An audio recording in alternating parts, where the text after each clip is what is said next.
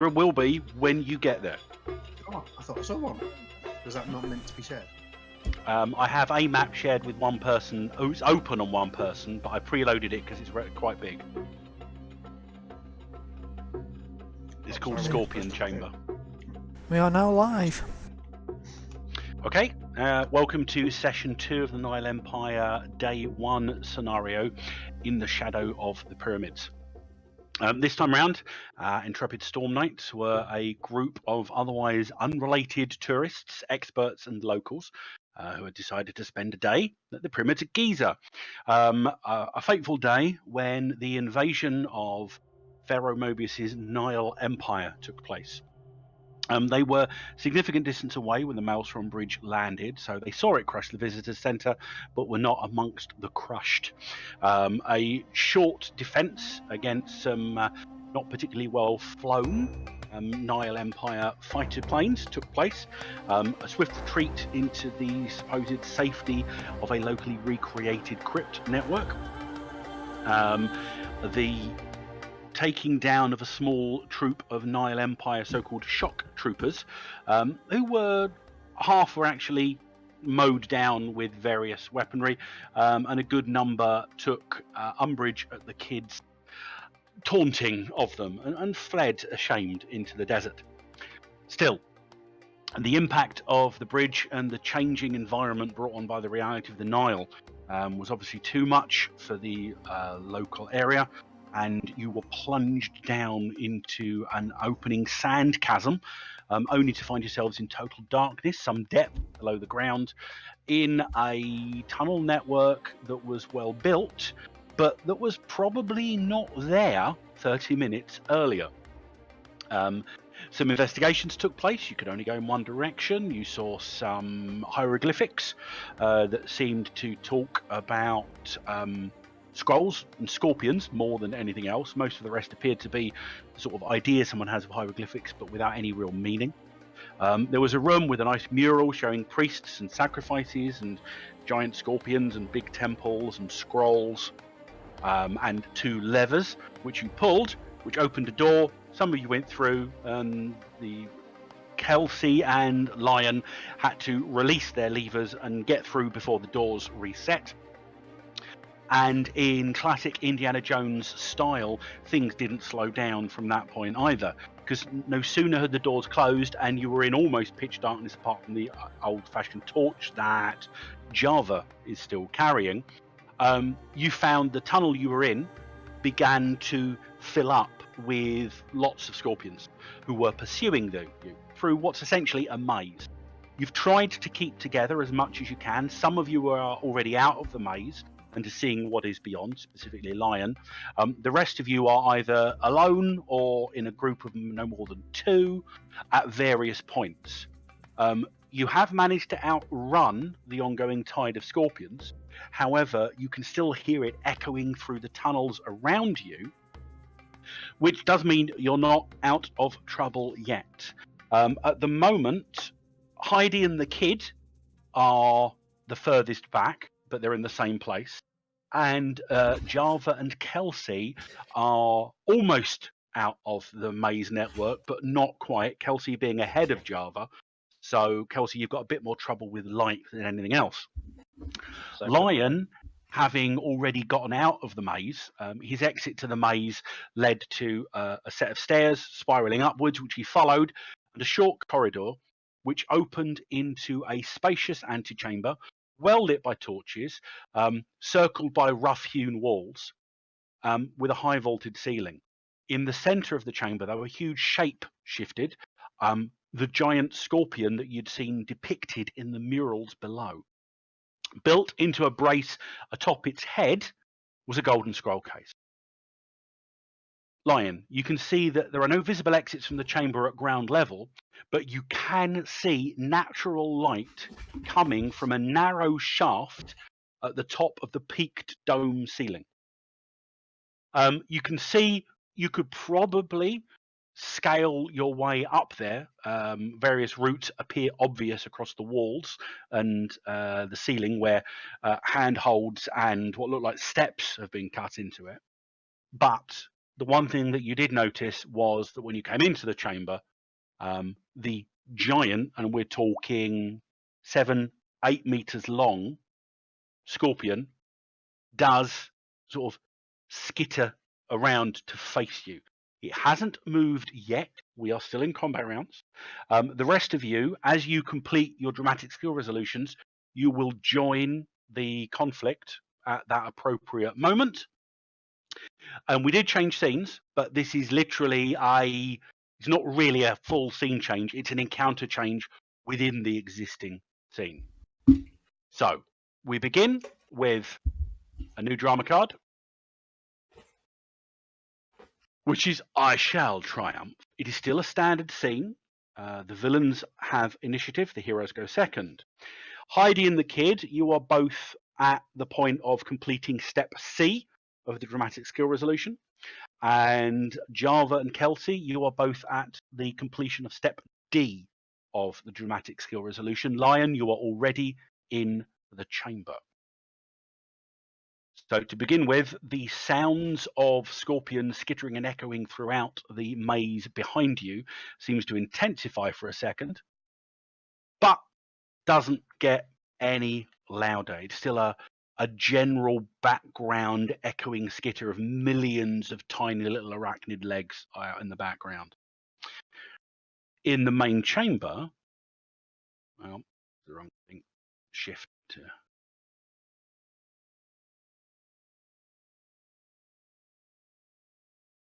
The large scorpion, it's not moving particularly fast, but it clambers down from its dais and carries itself about 7 meters closer to where you are, Lion. Eek. Now it's the good guys goes. What are you all doing? In whatever order you wish to execute. Well, we could do with the rest of you catching up, I guess. That would be Java and Kelsey with the most likely ability to catch up. Anybody that is earlier than step D, you could attempt a last-ditch effort, but bearing in mind the consequences of failure, should you not complete both remaining steps with the negatives appropriated to them. Are we allowed to attempt C because it's not there? You can't attempt C this round unless you do a last-ditch effort, at which point you'll be attempting C and D, and there are consequences, as I say, to failure on that. But you can still try. All the cards you've got in your pool are still in your pool. They haven't reset in any kind or any way. I don't know if my microphone's powerful enough to pick up the sound of turning pages because I actually have the books now. Woo! Can't hear the turning pages. They've been delivered. They were delivered last Saturday. It was a lovely surprise. I got woken up at 9 o'clock in the morning by the doorbell, and I was like, "Oh, what is it?" And I was like, "Yay!" And the box looks magnificent as well. The box. It's a lovely big box. Pictures are on Google. Oh, we'll have to look at those. Anyway, back to the real world that you're currently inhabiting. What are you all doing? I was on D, so I have to pass D to get. You would, if you can pass the final attempt at D, and it's essentially just it's a standard dex check as it was before to just navigate the twisting and confusing corridors of the labyrinth that you're in. Yay! You're not going to do it with a 3. I've only got one. Let me see what my frick. Oh God, can you? Where's that image? The image. Where is it? What do you want me to do? Reshare stuff? No, I'm looking for the Bonus chart? Yeah, that's it. Okay, 3 is. I should put this. It's a -6. I should put this in my notes. -6, unless you're Kelsey. I know Kelsey's stealth is 17. His dex isn't. -6. What do I need, a 10 to pass? Just a standard 10, yeah. Someone just put all these things over, man. I can't see. Now, luckily, you are holding the torch. Remember that there are, for each step away from the torchbearer, you're going to be at a -2 for darkness. Kelsey is holding the torch, so Okay, I'll have to use my last possible. Rise, I won't pass. Okay, mark it off. Roll the dice again. Minimum of a 1. You got a 20. Is that You reroll? don't reroll. Well, it's a stat check, so everybody's essentially skilled in a stat. So yeah, you can reroll and add on that one. 25. Sorry, 35. That is. I think a bonus number that is 10. 10. Whatever your dex is Yay, going to help I you pass. pass the 10. Okay, so that means that you have 18. passed the final bit of your dramatic skill resolution. Pick a number from 1 to 5. I pick 4.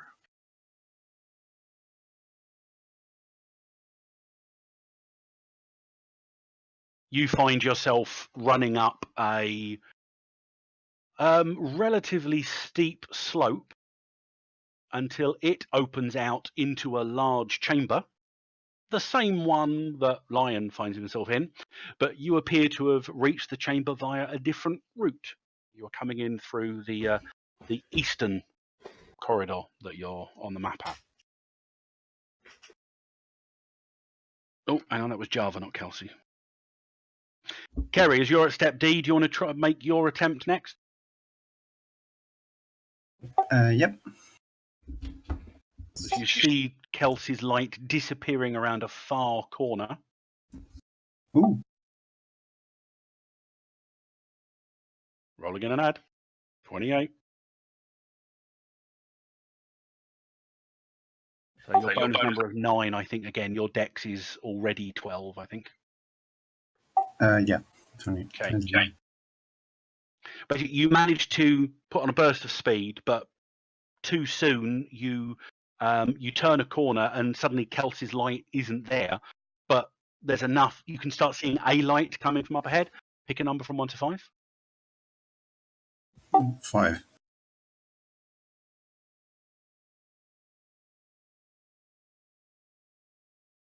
You follow that light until it opens out into a large chamber. You appear to be at a slightly higher level. If I just share the map to you directly as well. You're coming out to the south entry to the chamber, and it does appear to be about 5 to 6 feet elevated up, so you'd have to run around and down, but you can see the vista stretching out ahead of you. So we'll do Heidi and the kid. Now, you've both got an opportunity. As I say, you could attempt a last-ditch effort, which means you're going to try both steps in one go. It will give you the test at -2, but if you succeed, you complete all those steps this round. But if it fails, it's essentially the same as failing during a critical problem, which means you essentially go back to step A. And are we at -4 because of the light? You are currently at -2 because of the light, because essentially at step D, there are other light sources coming into play as well. So it would be -4 overall. Yep. To get all the way. Okay, before I do anything, I'm going to discard my Nemesis card. Okay, to get another card and give yourself a possibility, I'm assuming? Yep, that's what it says. You get an adrenaline instead. Oh, it's not bad. It's actually useful. For this particular circumstance, it is indeed. Right, well, yeah, I'm going to do a last-ditch effort thing. And spend a possibility. Okay, so you're at -4 on your total to begin with. So that gives you an overall -1 with that 16. So you don't have to spend the possibility until you need to. Do you succeed with a -1 to your dex? -1 to my dex. Dex is 9, so... So no, you don't. But I can't... No, I'm not... I don't have it in my pool, so I can't use No, it. adrenaline's not in your pool just yet. Right, I'll possibility spend that. Okay. Do... Pretty much foregone that you're going to do it with a 34 as well, so that's a bonus number of 10. Yeah. Yes, 34. Okay, pick a number from 1 to 5. 3. 2. Okay. round from that point, you see light coming from up ahead, and then you see the silhouette of Java standing in the corridor entrance ahead of you. And you somehow, in the last-ditch effort, managed to find a shortcut. Following the light, you find yourself at the same point as your young companion. Speaking of young companions, the kid. Right. Uh, So it's going to be -4. -4, yep. But I'm at 8, so that gives me only. I start off with a 4, so I need +6. You need to get a 19. 19. Bugger. I've got one possibility and nothing, no cards to help. And there are skittery noises of scorpions echoing throughout the corridors around you. Oh, sod it. Let's either die or go for it. Your death or glory. Yeah. Does anyone have a help card, by the way, whatever it's called? A supporter? Supporter. Actually, I remembered Heidi's difficulties were actually 11 because of what had occurred last round as well, but you'd made it with that, not a problem. oh, what was that? Did I get? It was because you'd failed on a complication round, and then That essentially was you my get a... practice roll. Okay, so you get a So 2. Son of a...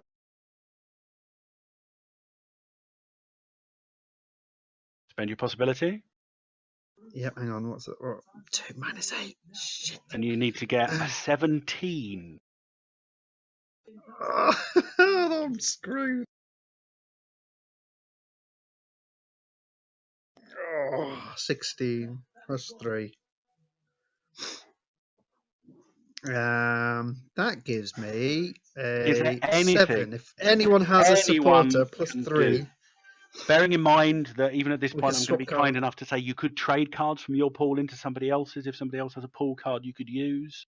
Well, I did just put adrenaline into my pool, so. Hello.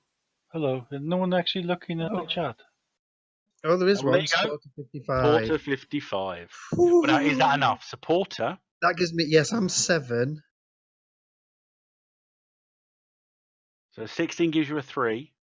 Supporter makes that a +3, giving you a 6. I'm on 4, so yeah, 10. That's enough, isn't it? I think. Should be just enough. We'll say that at the last minute, you're okay. Roll 1d6 Yeah. first. Well, pick a number from 1 to 5 first. 1. Okay, so at the last minute, you run and you come to a corridor, T-junction. Both sides look exactly the same. You look down one, there's a dim light coming from one direction. There appears to be a dim light coming from the other. But at the very last second, before making your decision, you notice that the one to the left, you see the telltale imprint of a torch beam playing across the wall. And you say, Java's got a torch, it must be in that direction. And you go barreling pell-mell down that corridor, and you do indeed find yourself coming out the corridor to the south of Java and Heidi.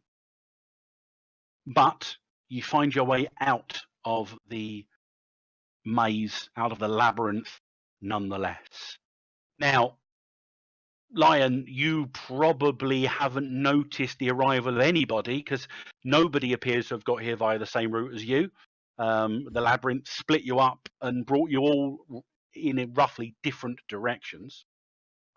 They are now here, though, so you can decide what are you going to do as the rather massive stone scorpion is seemingly bearing down on your position. Okay, and what's the third dais? Here? That's where it stood. In that stone as well, is it? Yep. Isn't this cave appears natural, does it? I presume by the features. The map might make it look natural, but it does look to be rough hewn. Okay. You can see evidence around the walls. For example, there are clear steps or handholds carved into the walls, which make it appear that it'd be easy to climb up, but for the aggressive-looking giant arachnid. Great. Okay. Well, I'm going to. It's looking at me at the moment, isn't it? Well, I'm going to have a. It's moving towards you aggressively. Yes. Oh, it's moving, is it? It's not. Yeah. Not just. Well, I'll just take a shot at it then. Yeah, it was on the dais. It took its attempt to move towards you. I understand. Okay. I'm sure some of my colleagues will arrive soon. Its dodge is an 8. And you, because it's very large, you are getting a +4 to hit it. I probably need it. I've not got many possibilities left, actually. I think I might. Well, let's see. A 4, that gives Remember, me a cosm minus cards 6. if you've not spent them. Oh yeah. It's a bit. I don't think that will help me actually. So I think. Well, I'll probably just miss this shot because I'm on minus 6. +4 for very large, so that's only at a -2. Or minus to your 2. fire combat. My fire combat is 12. So 10. It's a hit anyway. 10 hits. Oh gosh. You draw a bead. I mean, this is a large freaking thing. You fire. There is an obvious ping noise as the bullet ricochets off the stone body of the creature. What damage are you doing? Just 12. Okay, and it would appear that it doesn't even stop. Notice. It's forward momentum. Ping. Do I get a bit of dust or something from the shot, or is Not it? even that. Oh dear. Okay. Well, that's my go. Okay, so. Oh, hang on, that's not. I pulled a pin for the group out there. Just I don't know why I out did of that. interest, I've got a cosm card called Dramatic Reveal. Is that playable against this giant? Let me just double check. I'm assuming my Triumphant Boast isn't, but Triumphant Boast probably not, but Dramatic Reveal, never know.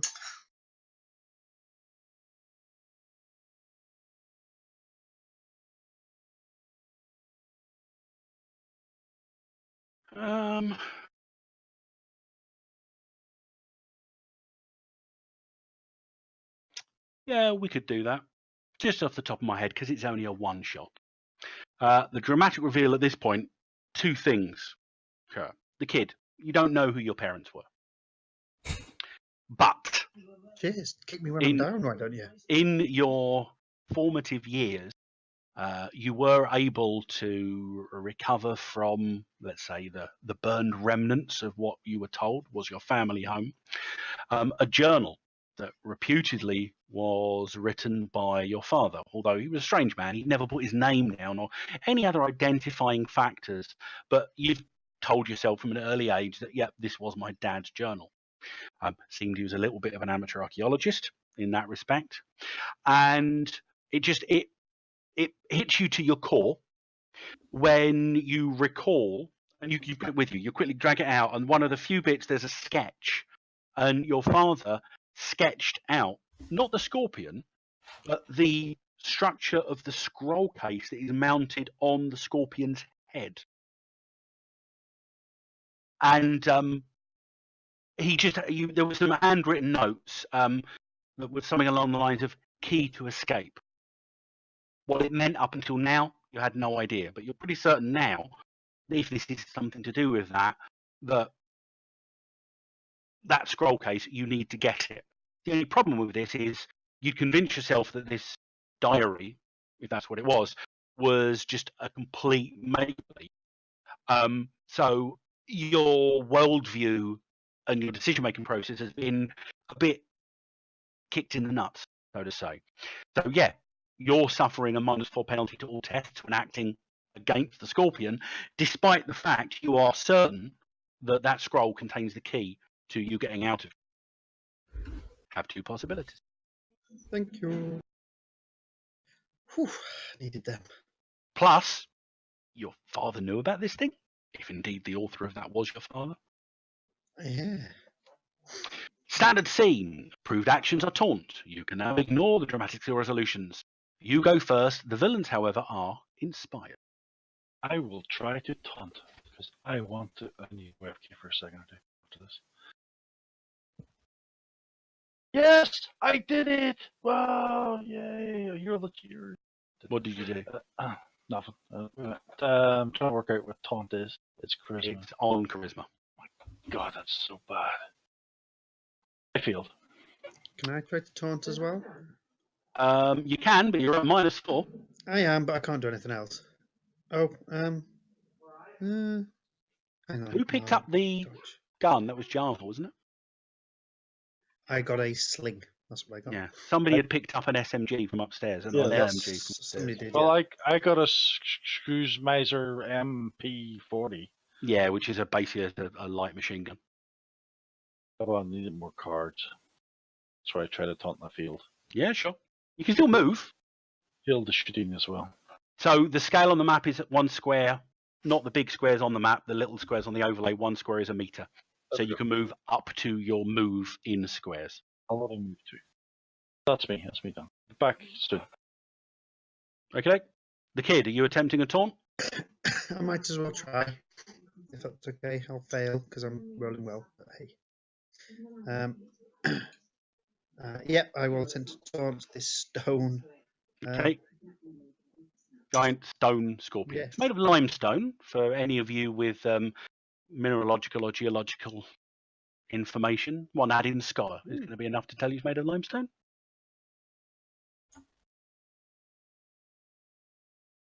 I know nothing. That's No, one add. If you've got an add-in scholar, you don't have to roll it. You just know it's made of limestone. It's all spiky, segmented armor. It's well piled. 14. 14. What taunt do you hurl at the enormous arachnid?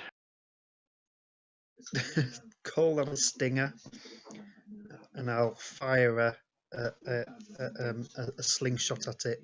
So I'm not actually shooting it to hurt it. I'm using it to say this is a stinger, sort of thing, just mocking its Your pinprick of a sting. barbed taunt echoes across the chamber and is as effective as the sling bullet that ricochets off the wall. The creature seems to be absolutely unaffected by your taunt. Doesn't even flinch slightly to acknowledge that it heard anything. So that counts as a fail, then I guess. It does count as a fail, and I will now reveal to you that it is immune. I thought it might be, to be fair. But, I'm going to move, so I can move my movement. Is that right? You can move your move in squares. That's the overlay on the map. So Did you say it didn't even seem to hear me? it didn't react to in any Didn't way, it? shape, or form. That's okay. So I can still pretend I'm hidden. 8. Okay.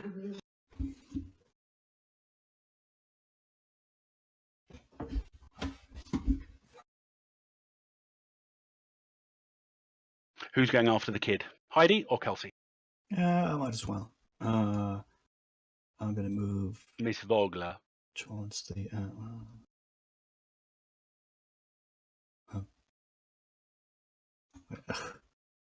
Yep, that'll be a 6. I'm just going to realign I've Java got onto a damage. whole square there as well. 7. I've got a movement of 9, but I don't think I'm going to go any closer to it. Yeah, no, that's fine. To your immediate north, Heidi, that is an Egyptian-style sarcophagus, Ooh. just lying. So it's a good 3.5, 4 feet of, again, solid stone. Okay. I think I'm going to, instead of trying to engage this scorpion, which is Very large. yeah, it's probably not a good idea. I'm not sure if it's a good idea to look inside the sarcophagus either, but I'll do it. Okay, you're going to have to make a DC 14 strength check to move the lid. Oh, it's so heavy. Okay. Well, yeah, it's I a would. big sarcophagus. I could tell. But you can do that. You can try. Nah, I won't be able to do it. Okay, is there a way to? I don't know. Okay, so it was immune to taunt. Is it immune to other things? Well, of course we don't know yet. I'm going to put a trick it. Okay. Sure.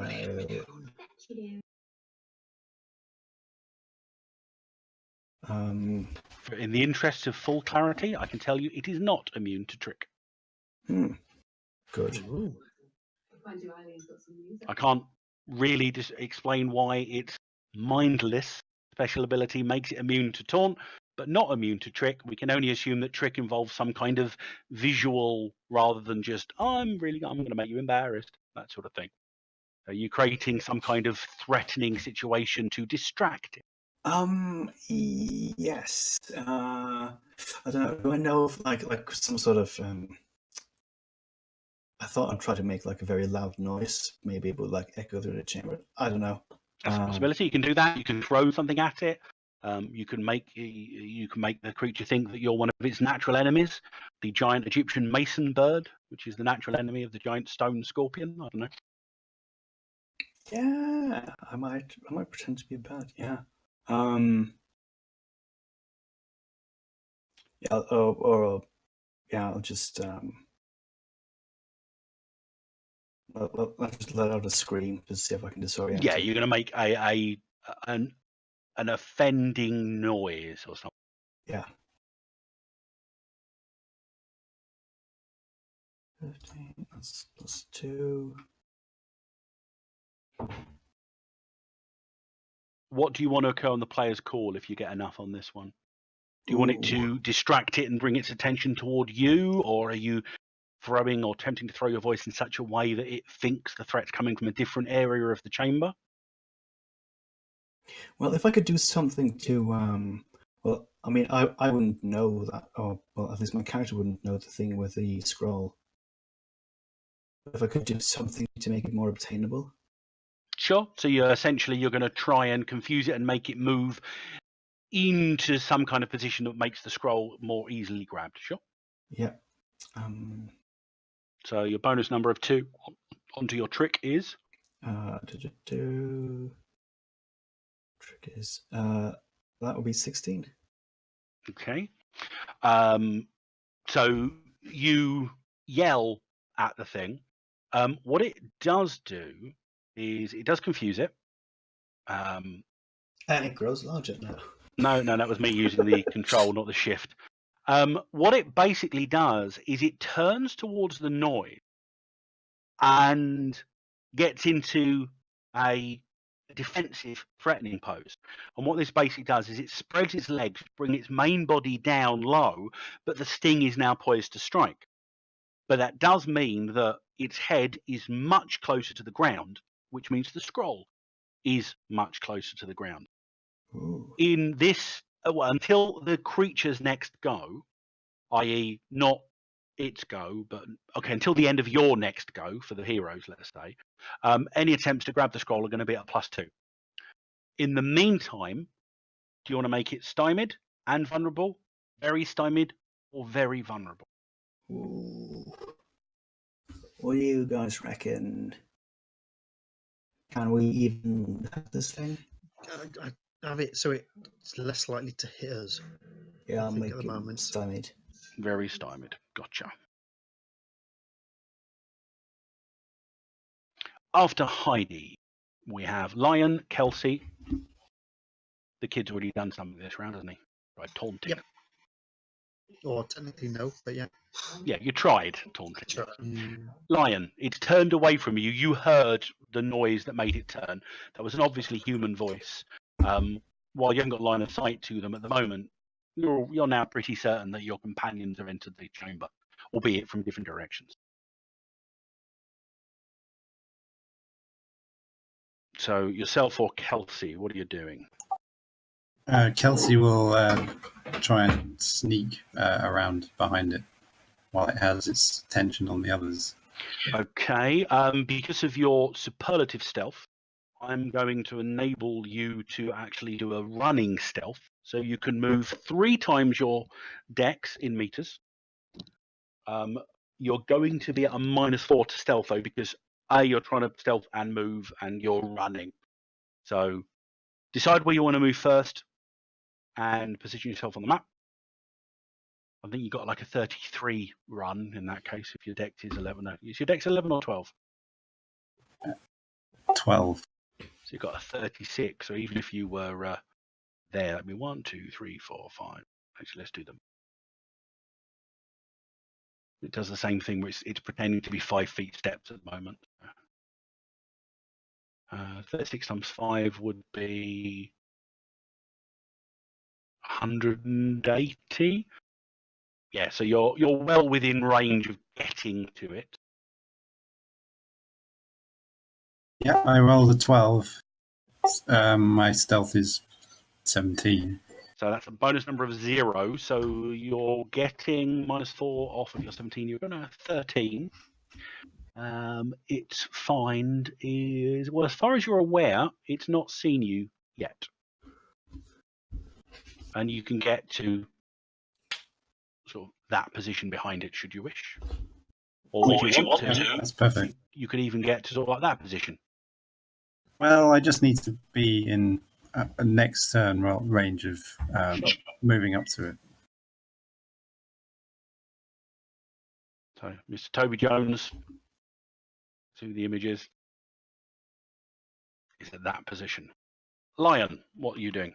Okay, can I see, are there any weak points in it? Any weathering or anything like that on the stonework that I can see? Give me a find check. This won't necessarily count as a multi-action this round. Or if you've got an idea or alertness card. Fine check. So is that going to be my... That would be your mind. So 7 onto the 14 is 1, is 8.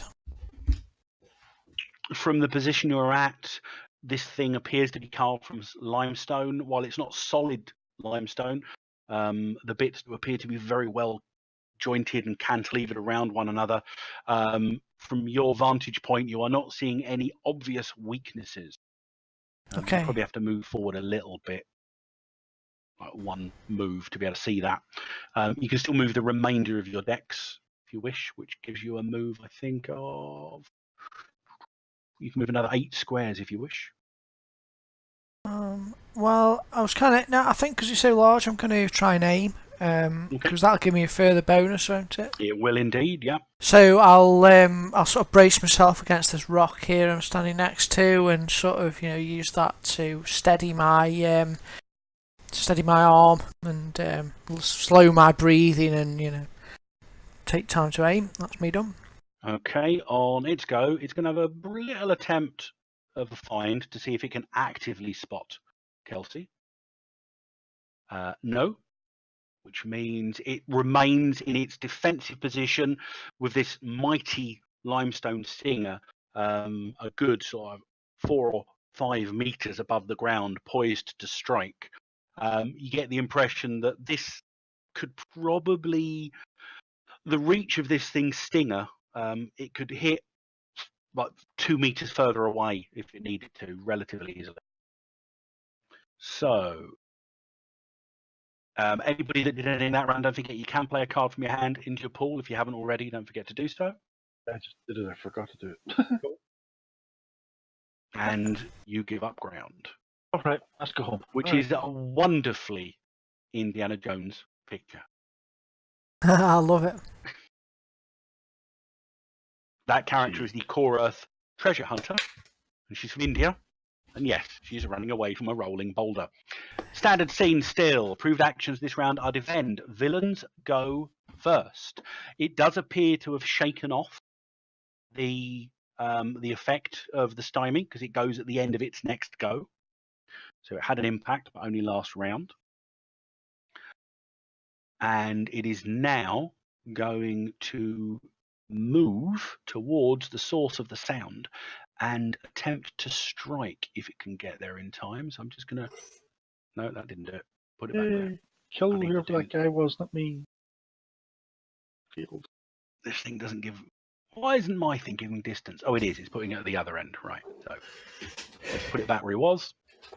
1, 2, 3, 4, 5, 6, 7. Okay, it scutters in that direction, but is not able to get the full distance.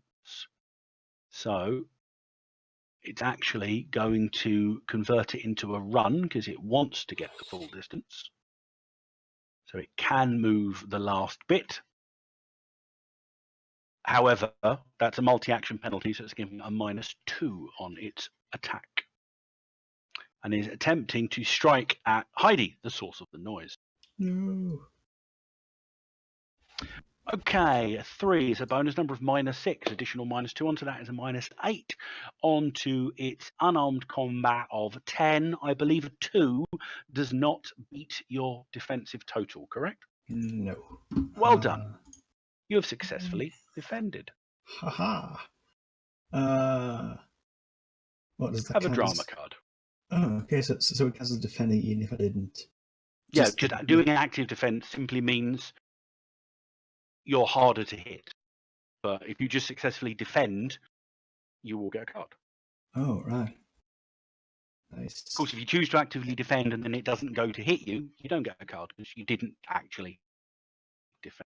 Heroes are fatigued. Are any of you wearing any armor that has the fatiguing? Nope. I don't think any of you have actually got armor to tell you. Maybe the lion might have. No, It'll be on your gear if you've got it. no, I've not. Yep, nobody has. Everyone takes 2 shock as the unusualness of the situation, adrenaline cool down from what was just happening in the labyrinth. It all kicks off and takes its toll on your physiques. But your guy goes first. Right. Okay, can I go first, please? Just for a second. Just one thing though. I suspect that the thing with the scorpion is that it will go after whoever attacked it or like did something to it the last. So we should just, if that's the case, we should make sure that the person who say attacks it or interacts with it, the last is quite a bit away from it. No. Well, it went for you because you shouted at it. So it's Yeah, not but that was necessarily also. because you. Well, was there anyone else like it would have made more sense if we went for the one who was closest, right? Well, no. The whole point was then you trick it. I thought you tricked it, so it turned to look at you. Yeah, but I didn't trick it for the purposes of it going towards me. It went towards me. Like, well, I don't know. But that was the, I guess, the trick. It turned it away from. You turned it away from. Thingy. Yeah, but it's not Exactly. usually a thing with a trick that tricks aren't made to attract enemies, are they? Unless you want Oh, to. that's a taunt attracts enemies. It's just the particular nature of the circumstance. It depends on the creature as well, really. It's hard to predict what it'll do. Anyway, can I Don't do know. this first before you all do your stuff because this will help us? What is it? Okay, I'll play my alertness card. Okay, Java, with your alertness card, and feel free to communicate this information to anybody else within range. You just notice that not only is the scroll nestled in this mount on the scorpion's head, but you see a almost imperceptible sort of field, energy field around it, sort of like a coruscation of the light around the scroll, and that field does extend down towards the head of the scorpion. So you come to the conclusion, and it gels with your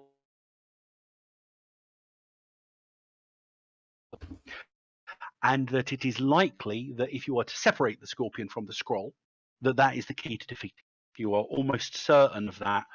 Suddenly, the unusual but unable to translate hieroglyphs suddenly begin to make sense as well. You're drawing that connection as going on between the scroll and the scorpion.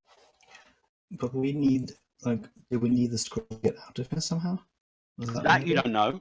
All that Java is currently certain of is that if you can get the scroll off the scorpion, What? that is the key to defeat. How is the scroll?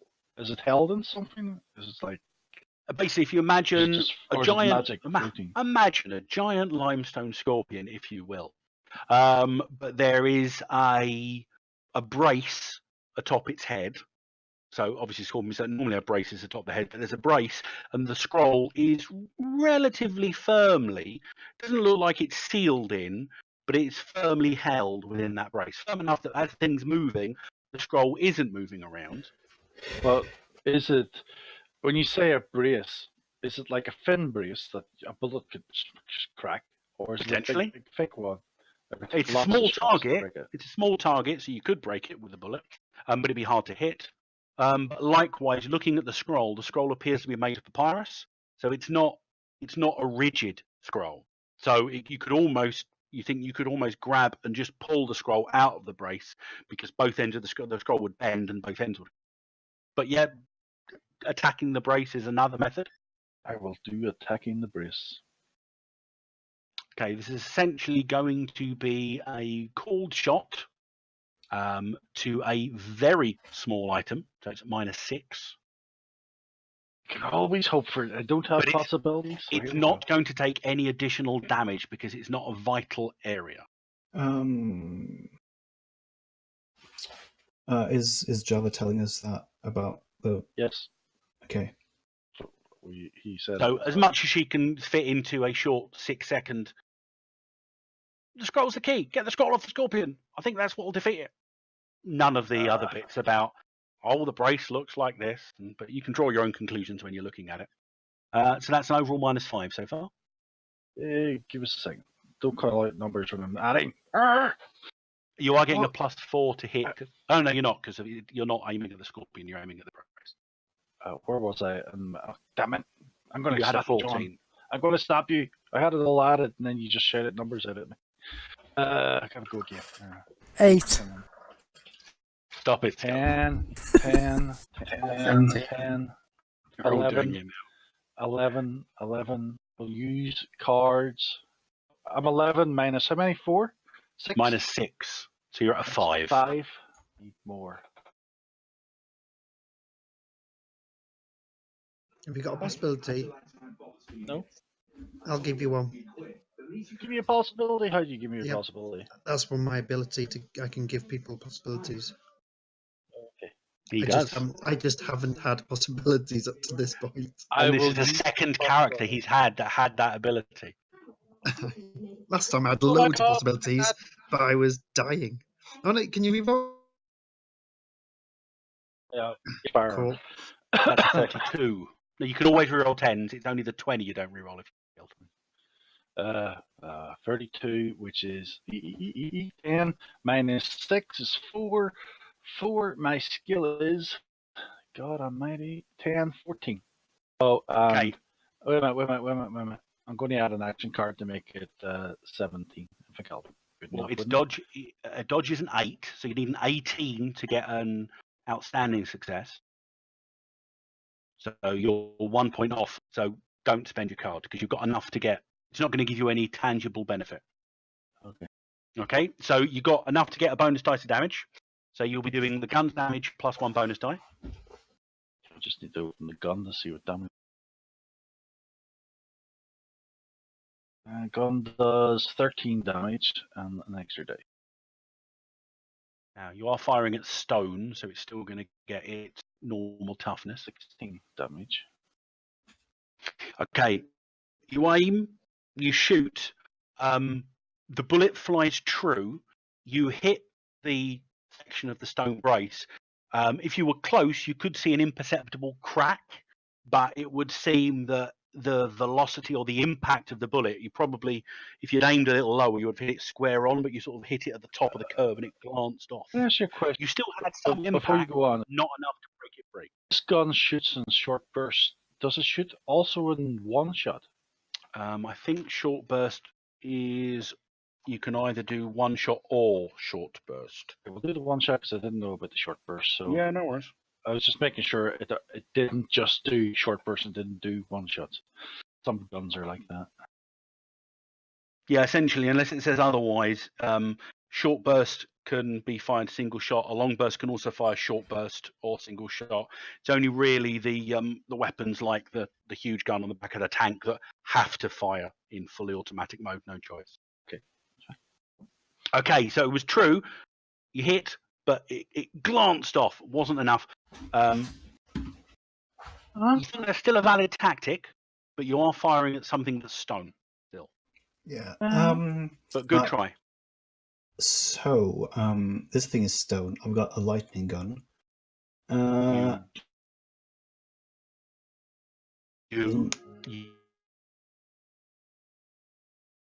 Yeah. I wonder if that would fulfill the requirement. Yeah, because we might. I don't know.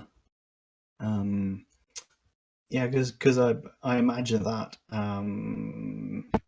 Let's say that in your dad's notes or in your diary of notes, the scroll had sort of like underlines and a couple of exclamation marks next to it, possibly imparting some importance to it. I'm just using Pokemon logic here. Lightning isn't effective against rock type. You can't use Pokemon logic. You've the Nile Empire now. Pokemon is a core. No, not a problem. You're doing it out of character. Yeah, But well, you can't use pop culture because it's not your pop culture anymore. You could use Lassie logic. That's of the era. So if we start barking at it, it might go fetch down well. Possibly. Okay. Well, I'm not going to try to shoot it. I will move back just a little bit so that I've got. You're those. backing away from it. Not a problem. Yeah, and then I will try to taunt it, but I will make it go. Like I will find a rock or a pebble or something. It's immune to taunt. Oh, I'm sorry. I mean, trick it. You're going to try and trick it again. Okay. And have it move sort of left. Or you're just using left your it left previous perception of what it was doing to. You're going to try and extrapolate you're going to extrapolate some kind of logic to its movement and use that to your benefit to guide it in a different direction. Yeah. Which direction? Player's call. Player's call. It goes in the direction you want. Okay.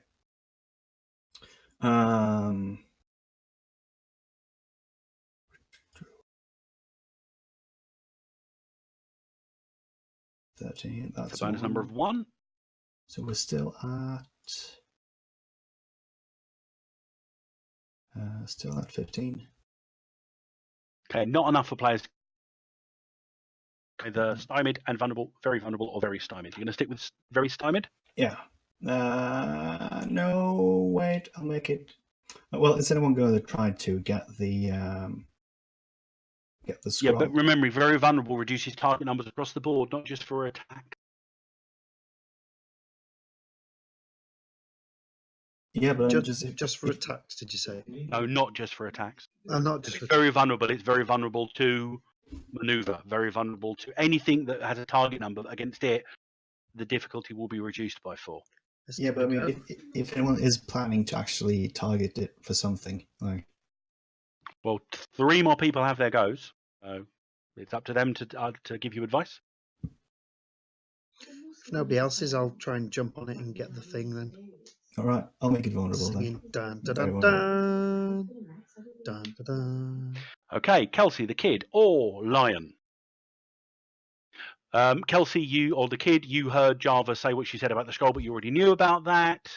The other two, it's not making that much noise in the chamber. It's not like it's a screaming, roaring stone scorpion. It's actually completely silent apart from the scraping of its feet on the floor. So whatever Java yelled out about the scroll is a key, you heard that as well.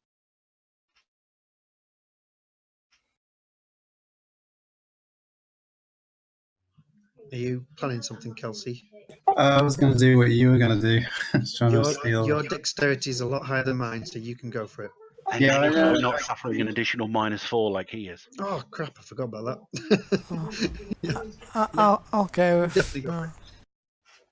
Let me go. Don't you all go for it?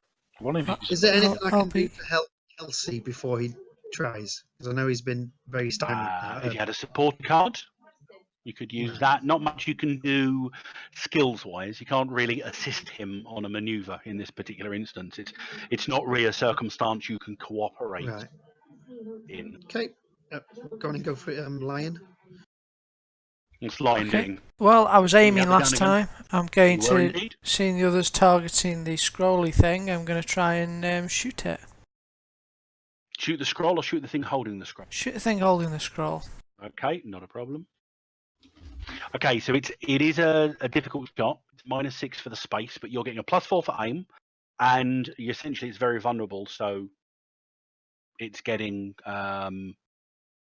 additional -4 essentially. So its dodge versus you in that respect is a almighty 4, taking that into account. Can I spend a possibility? Oh, you can do. Do you need to first? I mean, you might want to make the good roll anyway, but just so you know, that's a -8. You're getting a +4 for your aim. That puts you at -4. You're at a -10 overall currently, but you have only got a difficulty of 4, so you may still have hit with -10. I give up.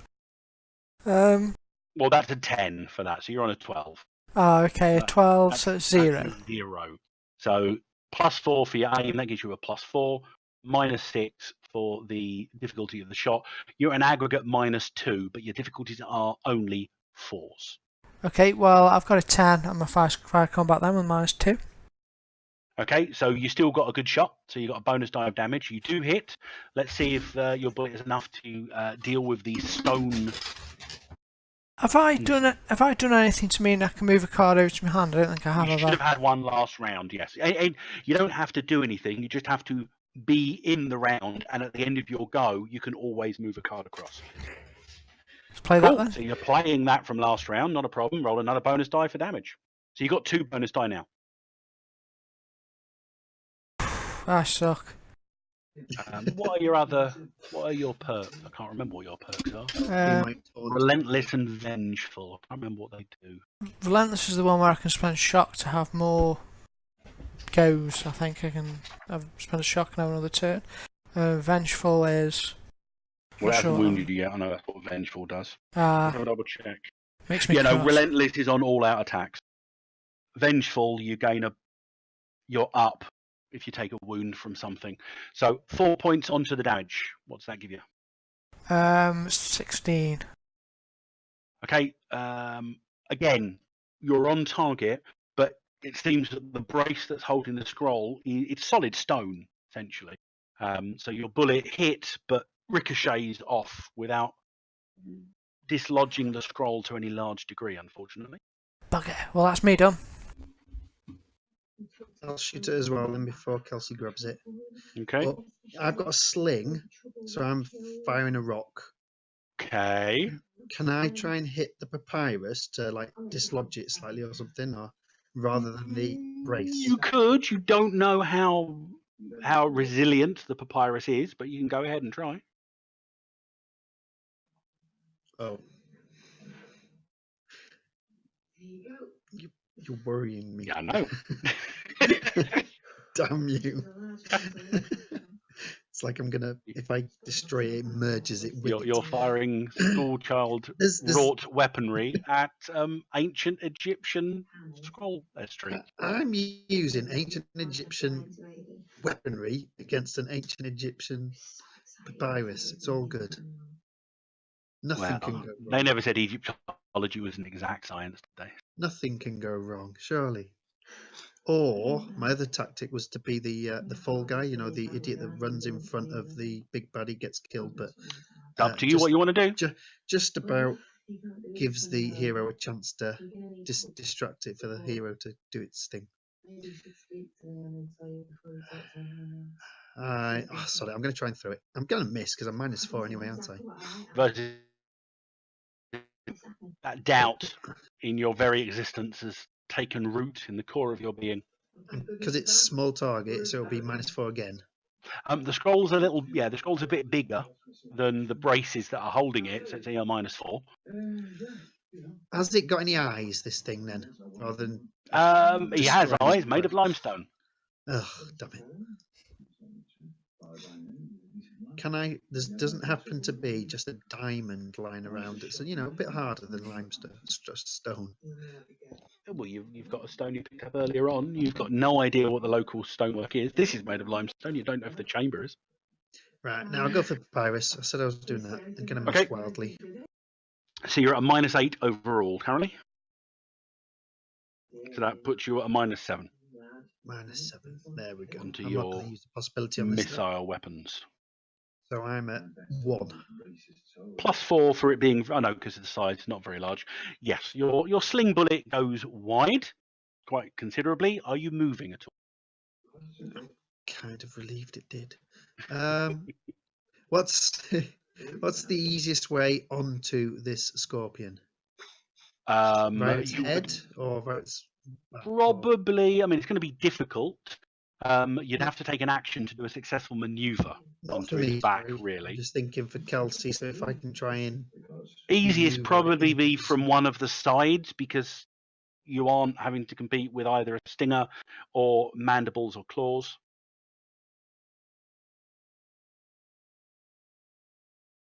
So a side mount.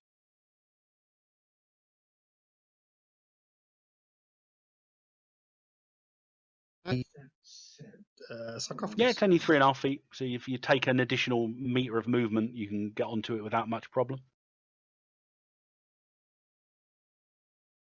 6 to get to there. Yep, I'll do. Okay, Kelsey. I'm going to try and sneak up and climb on its back. Okay, go ahead and make a multi-action stealth.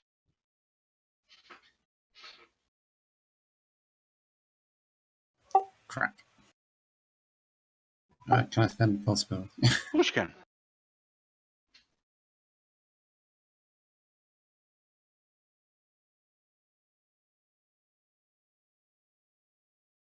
So that's a 16 for a bonus number of 3.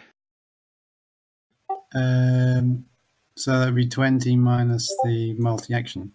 Yeah, for doing the movement as well. So that's an 18. That's significantly higher than... Oh! Counterbalanced.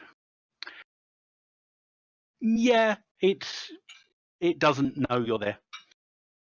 Its find total was a 14, so you are still effectively hidden.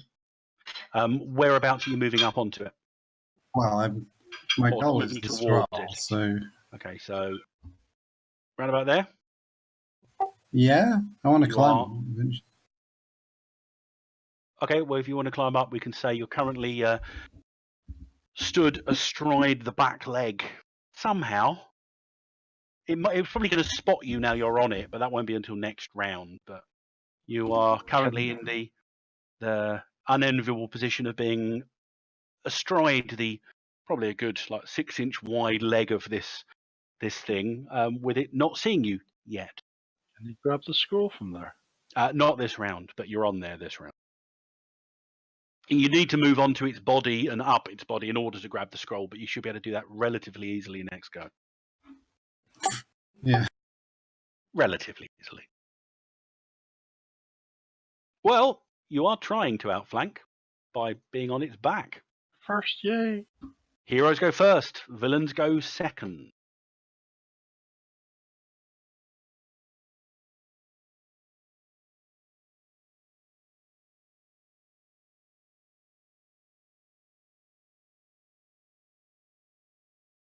Well, for again, first, I'll just... Can I shoot the brace without shooting Kelsey? I mean, That won't help him, will it, I won't help Kelsey? him. I won't help him. No. Go for it, Kelsey. Go for it. If you fail, we'll just point at you and laugh. Yeah, we'll watch you get shredded by that. Right. Scorpion. Roll a dice for something, right? Well, you've got to make a successful maneuver. It is still moving, so it has noticed you now, so its back is jiggling around. You need to get enough to get a player's call on the maneuver to be able to grab the scroll outright. If you don't get a player's call, you can still apply interaction minuses to it. So a player's call is 10 higher than its maneuver value, which means you need to get a total of 18. But maneuver is an approved action this round, so you will get a card for trying as well. Okay, spend possibility. That's a bonus number of 6. 6 plus. Your basic dex if you haven't got any maneuver. Or Yeah, you've I've got maneuver maneuver. if you have. 13. So that's a 20. So 20. That's 20. Well, it's actually a -4 because it's very vulnerable, so you actually only needed a 14, not an 18. So you managed to 14 on a player's call. You basically you see Kelsey clamber up onto its leg, adroitly leap onto the thing's back. He crawls forward, keeping himself a low target as the stinger darts down, going over his head like once, twice, and his head just goes to the left and then to the right. And then, seemingly without any effort at all, he just reaches forward, and as he pulls the scroll free of the brace on either side, the creature just disintegrates beneath you into a pile of inert sand. And you now have the scroll. Everybody, please return any cards you have in your pools into your hand as the combat finishes. We can have 5, isn't that right? You can have 5 because you're in the Nile Empire. Do we get to go back up to 5 or? That only occurs at the end of an act. Damn it. Lion, seeing as you're the closest to one of the tunnels that go back down into the labyrinth, after a few seconds of like getting your breath back, you see that the scorpions collapse into sand. You also notice that background skittering noise that was echoing up from the labyrinth below has stopped also.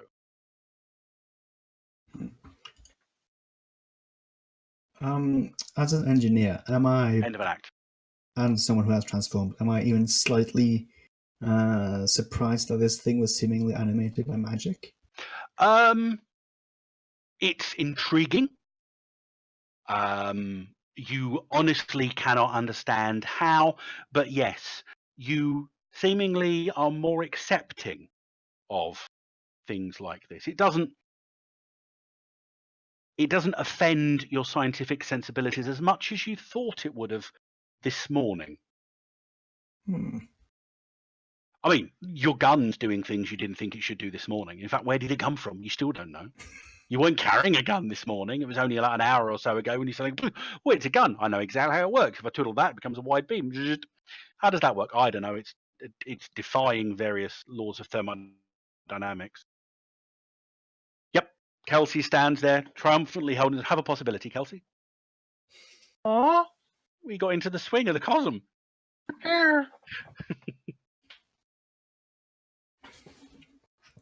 You can open it as well. It's not a sealed scroll. Oh, You know, it doesn't turn into a stone scorpion. all right, I'll open it. Have you either got the scholar skill or read languages Coptic? No. Or language Coptic. It's a bunch of squiggles and lines and pictures that you have absolutely no idea of how to read. I dander over and says, "Hand it over, kid." Oh, sorry, it's not kid, Kelsey. Why should I? Because I know. I went to school. Sorry, I just had an image of a different conversation.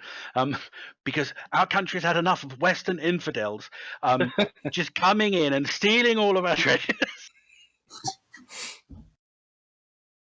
No, I think this quite retiring guy is finding himself in the centre of things and is perhaps becoming a little too smug. No, a little smug, and he's a bit more persuading. Okay, I hold up my rifle at her and go, "Can I have a look at it now?" Yeah, here you go. Oh, thanks very much. I'm always pleased whenever violence gets us people from Egypt their way. I think that was a bad statement to make, but I'm going with it anyway. It was, and as well, the action itself felt wrong somehow. Just briefly, for a split second, so good. it felt wrong. As if reality itself took umbrage at somebody like you acting in that way. Oh, Disconnect. No? Does it- Well, roll a Oh. d20. oh, Because You you know were what? using a tool. No, yay. fine. Okay, let's More have a heroism. I will look at the scroll then, since I've got both of them skills. Okay, make me a scholar check. Scholar's my best. I wish I had friggin' possibilities. This is all I'm saying. Oh, I hate you so much, game.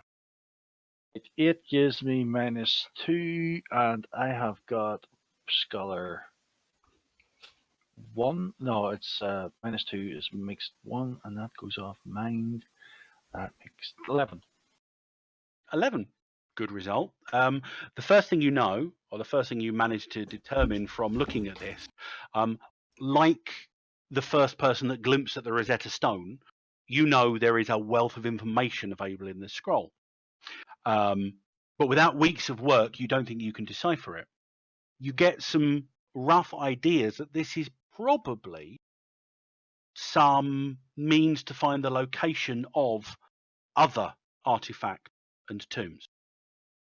So it looks to be an Egyptian equivalent of a treasure map, but not just one treasure map. It's more like the Egyptian equivalent of a list with coordinates, but probably a lot more involved than that. It's valuable. Would I be more able to understand it since I have transformed? You can get the same attempts at Scholar if you have it. I don't think you got read language Coptic, have you? No. But you can make a Scholar check or a Science check if you wish to. Yeah, I'll do Science. 14 is 1. 16. 16. You get similar. The insight you gain in addition is one of the difficulties you've got is it seems to be using a coordinate system you're unfamiliar with. But one nice thing is the coordinate system that you managed to work out. It's a coordinate system that can only be decoded from high in the air. So whatever was written down here, it was written with the intent to have that information seen from high above. Very much like the Cocoa lines in Aztec mythology, images that were drawn on the ground that couldn't actually be determined or deciphered from the ground. So archaeologists believe they were designed because they were trying to show it to the gods. It's a similar system here. There'll need to be lots of deciphering, and then they need to be viewed from far above. Right. I share that with Java, and I guess the others, but if they can make sense of it. Okay, that took Java and Heidi probably the better part of 20 minutes to come to those conclusions. So in that time, this place is well lit by torches, and there is natural sunlight coming from a shaft high above. In that 20 minutes, what are the rest of you? And it goes without saying, you get your shock back. Cool. Yay. What's your starting shock? Same as your Same as your 10. spirit. Right. Not 10, unless your spirit's 10. My spirit's 10. Then it is 10. And if you've got, there might be perks add to it. I think Resilient is a perk that adds 2 shock if you have it. Picture should show you though, doesn't it? Because that's where I got mine from, the picture. Yeah, the picture will tell you as well. It's not Resilient. I think Survivor's got an extra wind. There's one which does give you 2 extra shock. Endurance, that was it. Not sure if any of you have endurance. But what are the rest of you doing in that 20 minutes? Praying to the Nile gods for possibilities. No, I'm going to have a look at this treasure chest and see what there's in. You were doing something in those You 20 can't minutes. do There's anything. 20 minutes you don't have. Right, I forgot. I've got a bad memory, okay? Well, you can have the 20 minutes, but then you'll forget everything you found out about the scroll. That's basically real life then. I know. Well, Is there anything else here? Sorry.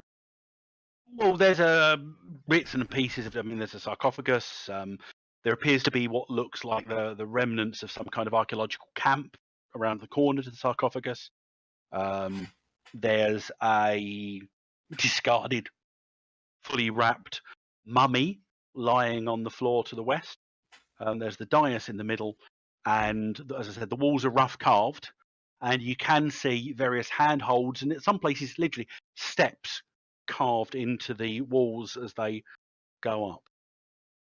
I'm just going to be having a look for a possible route to climb to sort of get out through the ceiling. Sure, so you can spend some time. I mean, you could probably spend some time scouting out a route if you want to do it physically, or you could just spend some time downstairs studying the realms of the walls to see if you can sort of like plan out a route ahead of time. Bit of both. Either of those, if you want to do either of those, a dexterity check just versus 10. If you succeed, you'll be getting bonuses on a subsequent climb check, which will be strength. Or you can make yourself a finds check, which again, degrees of success on that will give you pluses to a subsequent climb check. So you're prepping ahead of time. Well, I'm a physical kind of guy, so I'm just going to have a look, see if I can, find a decent route. So it'll Cool. be Dex. So you spend the 20 minutes taking some time, just planning out a route, not using any tools that are contradictory, but I fall and break my neck. Well, you do fall and take 10 plus 1 bonus die of damage. Oh, okay, that's a fate dice. Ignore me. Didn't roll the d6. Well, there you go. So, what is your toughness? Toughness of a lion is 11.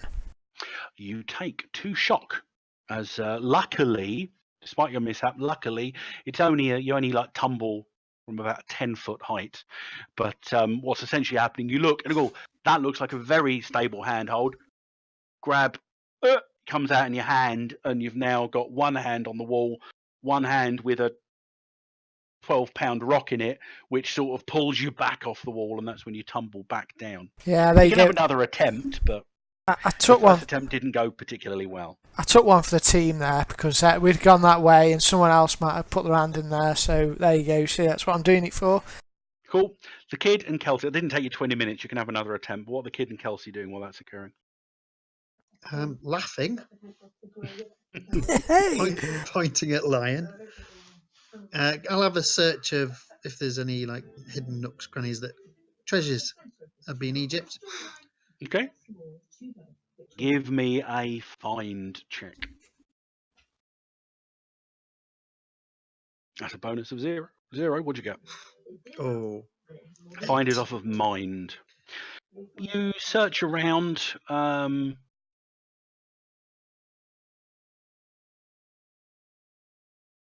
You don't manage to find anything. There is one point when you move a rock and just jump back because you pull out the rock and there was a rather hairy 8-legged thing living under it, but it, rather than jumping towards you, this quite big, it's probably about 6 inches across, tarantula, just skitters away into a if I get shady hole in the 11, wall.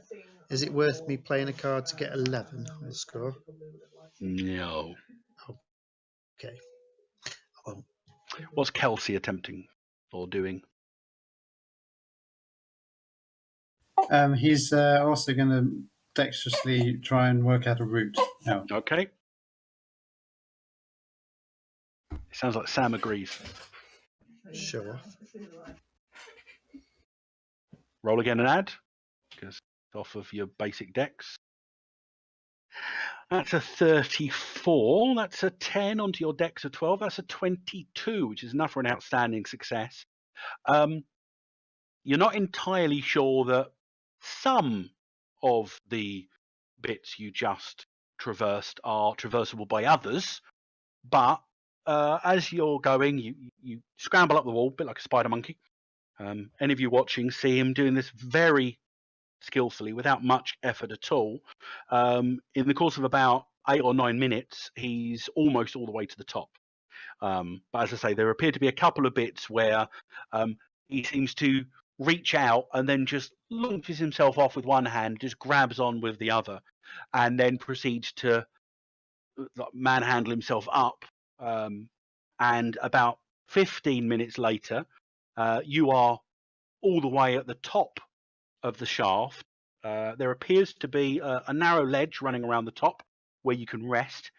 You can feel the breeze coming from the outside, but there appears to be a large slab of some kind of stone blocking the top of the shaft.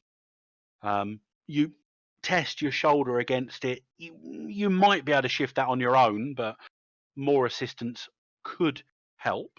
So you're now at the top waiting for other people. Now everyone else can get a +4 to their rolls because of Kelsey's trailblazing efforts. Did sunlight come down from that thing hole? A natural light is coming down, not a lot because, as I say, the top is blocked by a large stone, but there is natural light, small natural light coming from there. Has anyone got a rope? You should have probably brought one. If you had it. Yeah, I don't think anyone did have.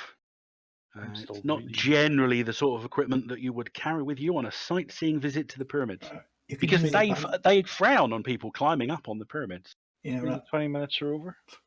Yeah, 20 minutes are up. It's taken. It's about 5 minutes after Kelsey gets to the top, and you guys have Use second chance if you wanted. Maybe we could use the lion could have a second attempt to climb. Yeah, he can do if he wants to try. Before the Here we go. minutes. That's better than the last time put together. +1 onto my dex gives me a 10. Okay, Lion's about halfway up. You've gone the same route Kelsey went, apart from you've reached that first point where he did some kind of ridiculously over-the-top acrobatics. Instead, you go, right, well, I'm going to brace my back here. I'm going to go grab, drag. And you've managed to get past that first point. Else can get a +5 to climb now, as Lion's attempts get you past a tricky section.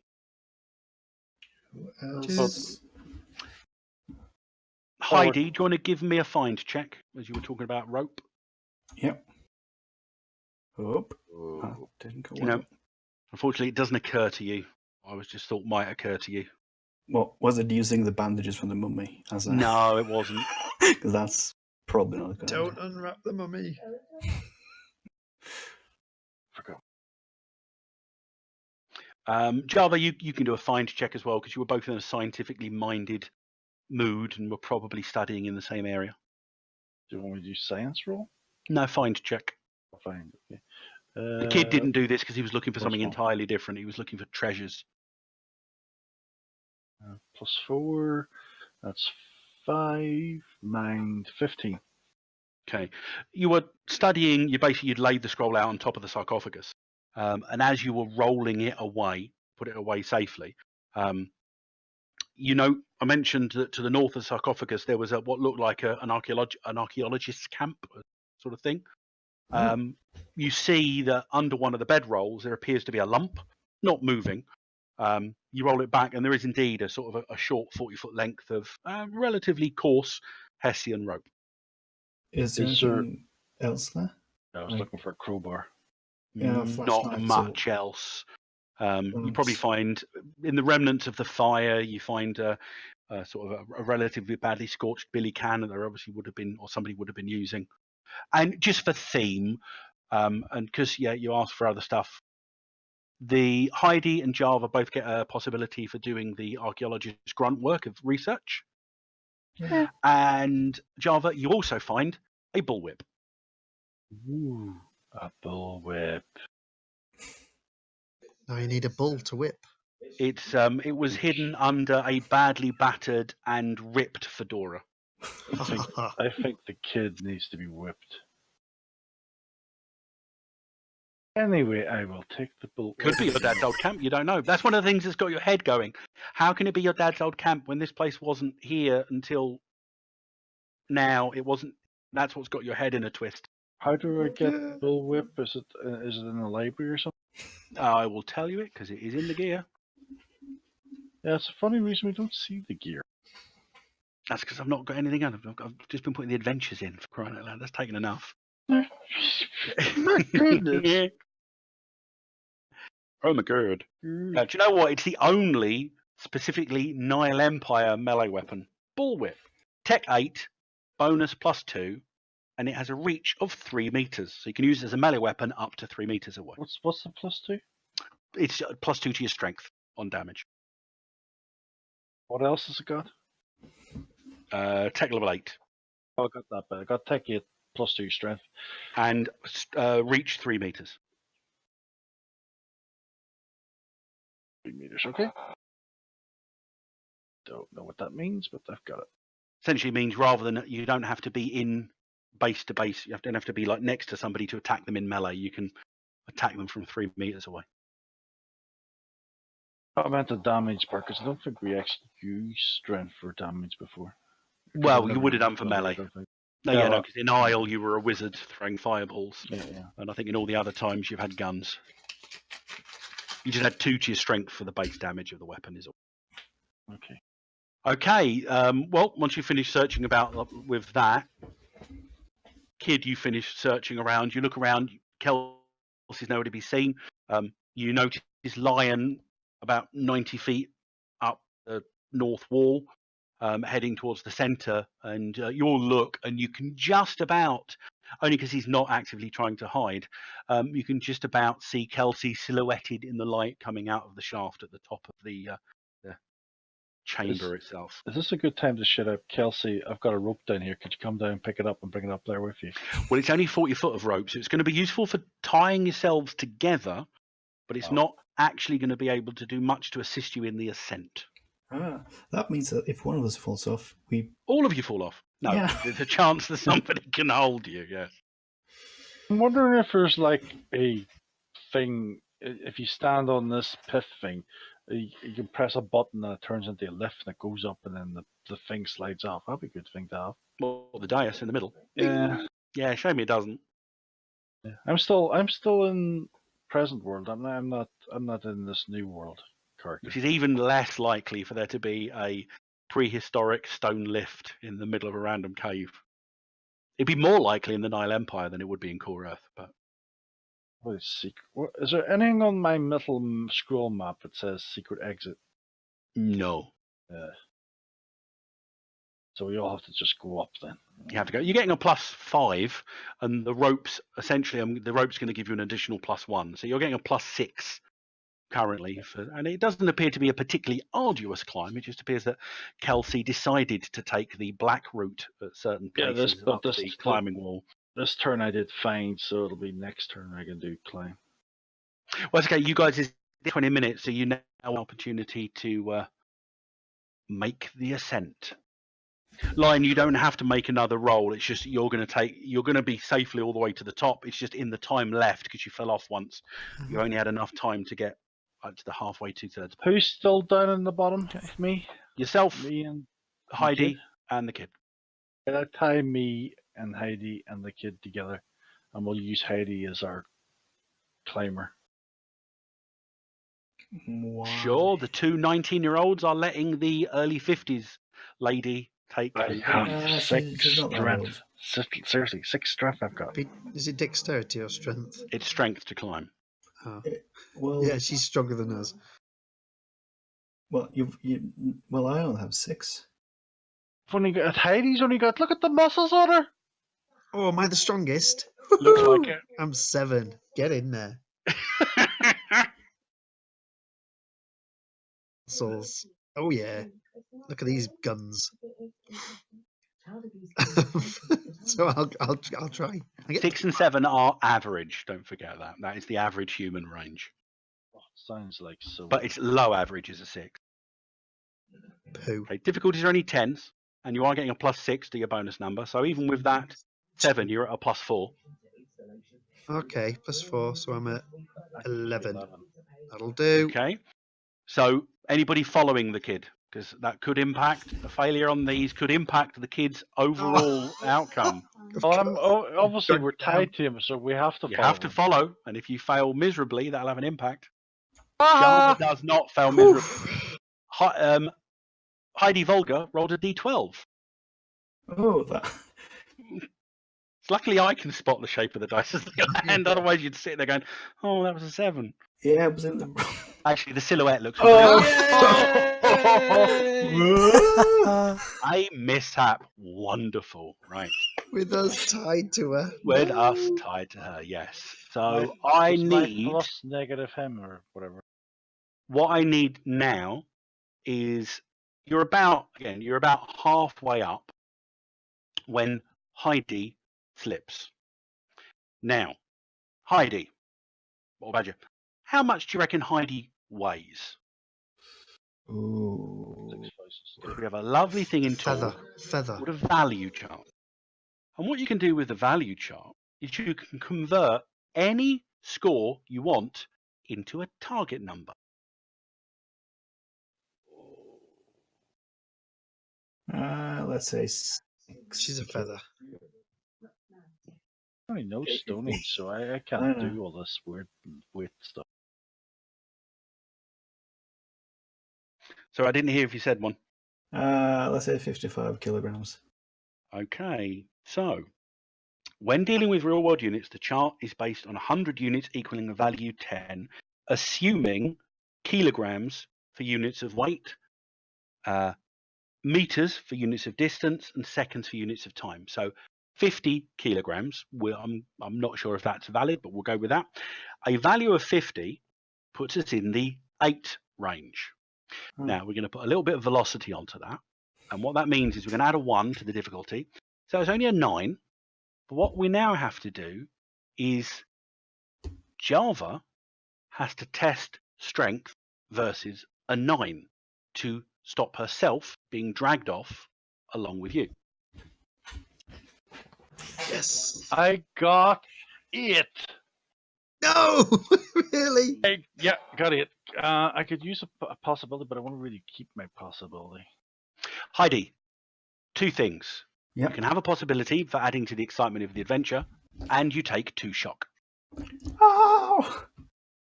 As I'm sort of smashed against the rock, so. That sort of thing, yeah. So, Java, are you finding your handhold slipping? Oh yeah, I'm not using a possibility for this. Okay, how heavy is Java?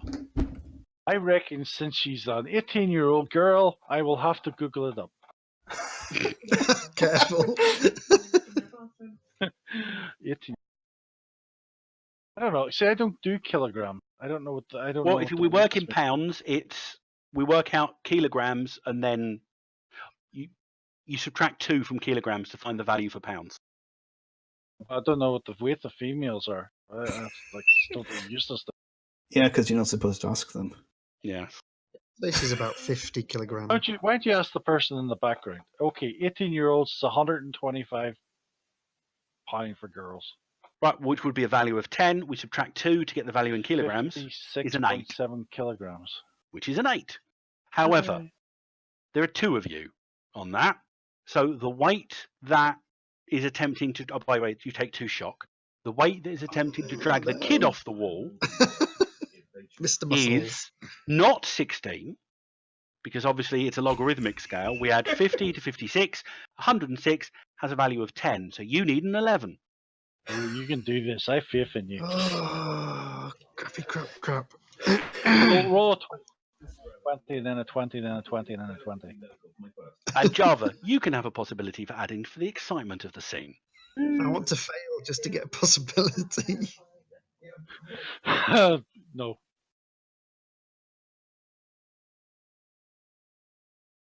Yay! Right, falling damage. Damn it. Firstly, you take 2 shock as you are dragged off the wall. Falling, page 136. I'm ready for this, guys. I'm I get ready. to actually for the flick damage. through a book. It's ace. Right, okay. What the hell happened to my... I said you were about 90 feet up at that point. I'd have made this if you hadn't tied this flipping rope round me. We wouldn't have had to have made the roll if you hadn't tied the rope around you. So 90 feet, 90 is a value of 9. I can't remember the conversion, so feet into meters is a -3. That's a value of 7 for meters. Okay, so you are basically between 25. Ooh, you're not that high. I'm not going to say you're that high. You're at the 11 to 15 range. As each of you hits the ground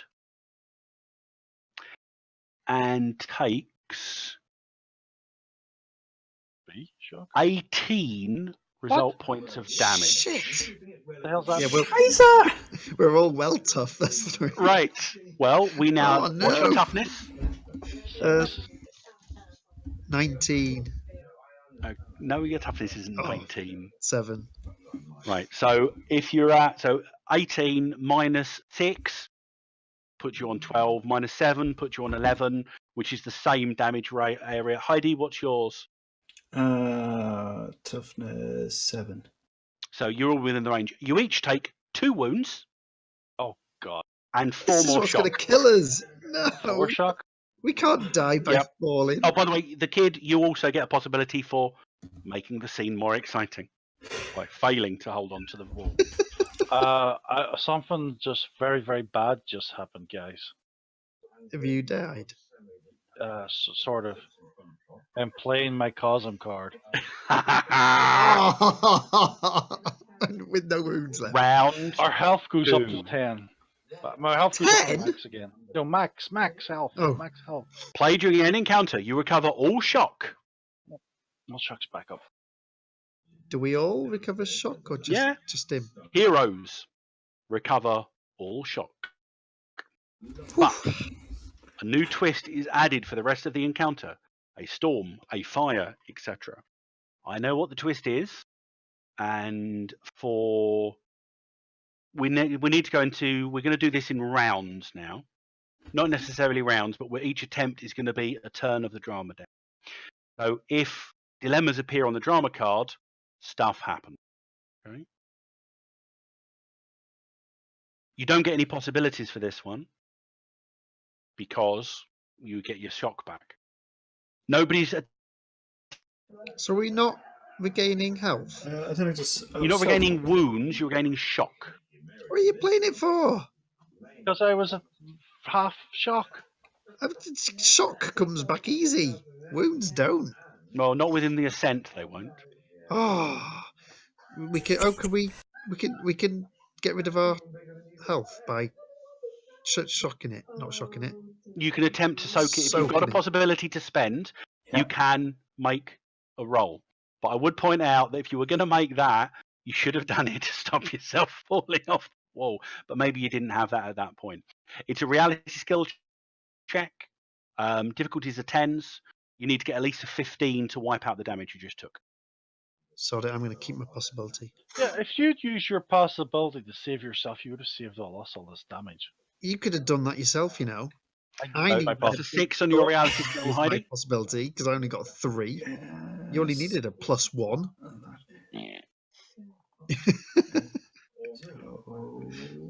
We doing? Sorry, what were we running for? Heidi's doing a soak test to see if she can reduce the damage. Her reality skill 14. is an 8, so that's a 14 with a 19. Yep. It's not enough to wipe everything out. You wipe out 1 wound and 2 shock. Well, that at least helps. So you've got 1 wound left.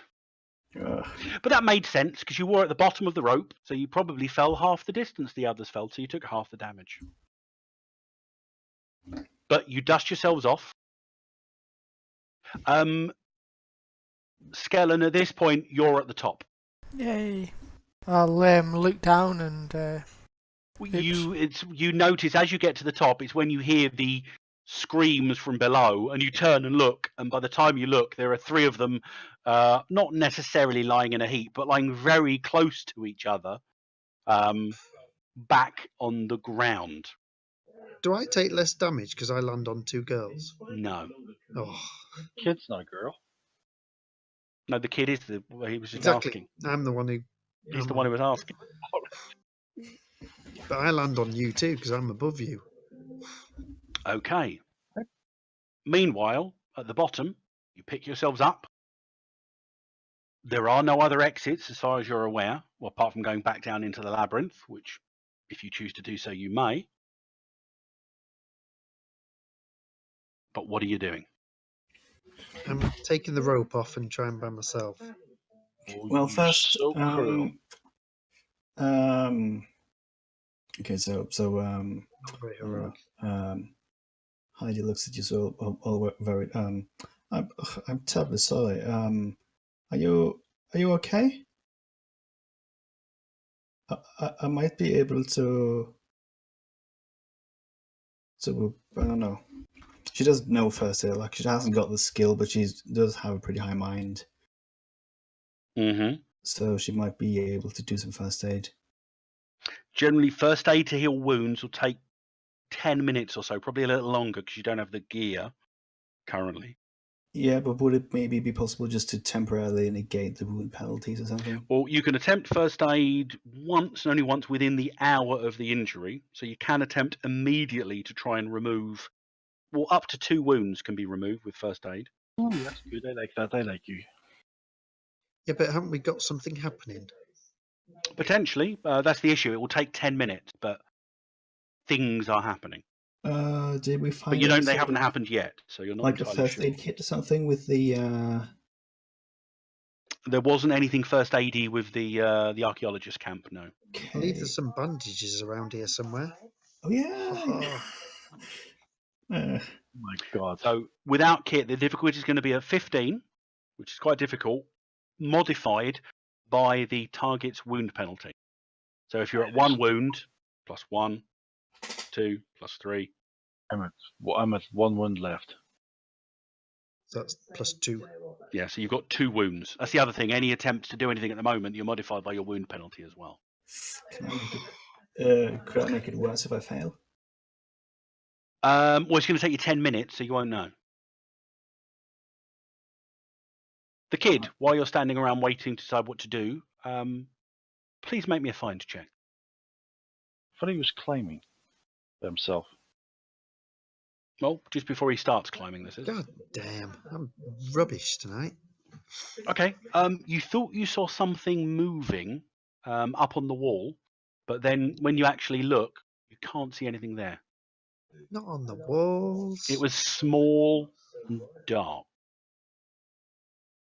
Was it Kelsey? No.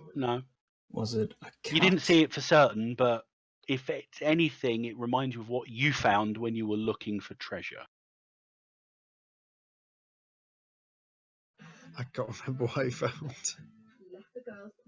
It possessed 8 legs, was about Oh, yes. 8 inches across and furry. Yes. Oh, not more of them. This is not a snake. Just really something really bad about that card I played. Yeah, you probably should. I mean, that didn't really do anything for us, did it? Well, I didn't actually think about what the other part of it was because I only had 1 wound left. You see, and Yeah. So the kid's climbing. He in disgust, he seems to untether the rope and starts climbing. Go on, try and climb, mister. Hope you fall and break your neck. Well, can't you like have it on you and then see if you can find something to tie it to like further up? He doesn't want to climb with us anymore. I will do that. As long as you lot aren't going to drag me down. Am I still getting +6? If you don't have the rope, it's only a +5. I'll have the rope, but I'm going to be tying it or try and tie it somewhere to help them afterwards. But I get -2 because of my wounds. Yes. So You you're only at a got 1. +4. You've only got 1 wound as well. Yeah, wound left, we all yeah. took 2 wounds. Yeah. Penalties are based on the number of wounds you've taken. We're so in trouble. That's a bonus of 1. What am I on? You're on a +4. +4. So that's +5. So I'm 12. Okay, you make your way about a third of the way up because we're going in rounds now. Each attempt is going to be a little bit less. Are Java or Heidi attempting climbing this round, or are you doing prep work down on the ground? I'll do some prep work. Okay. He's going to take 10 minutes for a first aid check, but that's what the prep work is representing. Okay. Here they come. Oh, This are you doesn't doing sound any good. climbing? You're not, are you? No, I'm getting healed. Okay. Is there It'll take a anything? while. What's the other ones up You there? could climb back down and assist. Not open the door or something and find something out there to make it easier? Like, They could do if they wish to. They've got a rock covering the entrance, but there are 2 of them now. Yeah, I was thinking more like rope or something, or Well, they've got the rope down with them, and it's only about a 40-foot length that they're currently using to tie themselves together. But you might be able to find rope on the surface but you would have to move the rock before okay. finding anything. I'll watch how they get on actually, because if you open Give the, them a couple more minute or 2 to yeah, cause themselves issues, right? I'll see how they get on. Are you just watching and laughing? Yeah, well, if I open this thing, there might be something really nasty behind it, so we'll see how Starts we get flooding on. in He's water. got on the idea of the Nile Empire already. Yes, there'll be a reservoir above it, and it'll just start flooding water in. Okay, does the kid want to make another climb check? Yep. And when I get to however big the rope is, I'll tie the rope Basically, at that point. So you have to tie the rope off at this point, so you're leaving Okay. the rope behind you. I will tie the Make rope a up here, quick dex check to tie the rope. It's never going to be good. Actually, do the check in the tower. Have we got a tower on this? I don't think we have we? Oh no. I don't think there is a tower on this one. Okay, don't do it in the tower. Can't do yeah, secret rolls. No there's problem. probably a button you click, it turns the tower Yeah, there's on. probably an option, isn't there? Show the tower. That's more core options. There is a There dice it is. tower There's a here. tower now. Yeah. There we go. Yep, I've just picked it up. Okay. Thank you very much. Have a possibility, Durek. Yay. Not die. What's your Should dex? it work? 8. Okay. You tie the rope off. Oh, Please so continue your checks. Strength to continue upwards. Good luck, you two. I've tied this really securely. Okay, you're at a Trust bonus me. number of 5 on this one because you're not getting the benefit of the rope anymore. Right. Was I going to do a first Oh, aid for check? God's sake. Well, you have to do the check at the end of the 10-minute period. That's how Okay. long it takes. So essentially, at the moment, you're prepping. Gonna have to use a possibility. So that's a -4 currently. So that's now a That's 23. That Yep. puts you at 8. That'll be the 20. Third 20. Okay. Yeah, 13. 20. You managed to get up. You're still climbing, but at this point, you're starting to get to places where there are literally like steps carved. So you're almost fully upright now, just with your back to the ceiling, just cautiously stepping around these really thin, jutting out sections. Imagine steps, but there's about a 2-foot gap that plummets down between each step. And you've got your back to the wall stepping up. Is this classed as a maneuver? No, not this round. Oh, Already had one. You didn't have to make another one. You were here. They come. We're at. I was just wondering if I'd get a bonus card. Right, you're at the top. Can everybody please roll me 1d20? John, but you were at the other one. Remember? Here they come. But some Ooh, people hadn't finished that round. damn it. Oh, I thought you were waiting for first aid. Yeah, weren't we? But where were we? So I was talking about here. The car called "Here They Come" because we did that. But then people wanted to move, do something first, and then. Okay, we can go. I've got the next card up. But is there anything else you want to do in that round then? Oh no! No, I wasn't asking about that. I just thought you pulled out 2 cards for no reason. Am I rolling, by the way? For the surge on the next one. Oh, okay. Yep. I think everyone's okay. The lion doesn't have anything that he's using that breaks both his and the local realities, so a 4 is not a mishap. So you're all okay. So the 2 girls are still down the bottom,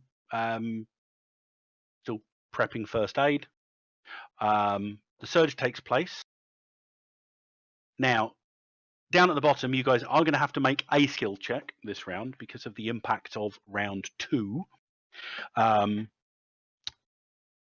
Basically, seemingly disturbed by the activity in the chamber, furry shapes dart out of holes in the rock as the other denizens of this chamber begin to be, shall we say, somewhat alarmed at the events that are taking place, and they get aggressive. You are each, and this is all of you, even Kelsey and the lion back up at the top, you are each being attacked by pretty big venomous spiders. These things are probably, as I said, about the size of a dinner plate each.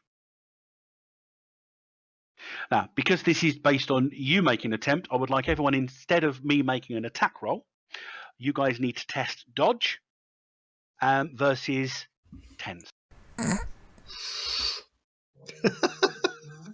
I just run straight into it. Is this hitting the people below or the people above? Everybody. Oh. Oh God. Man, Yes.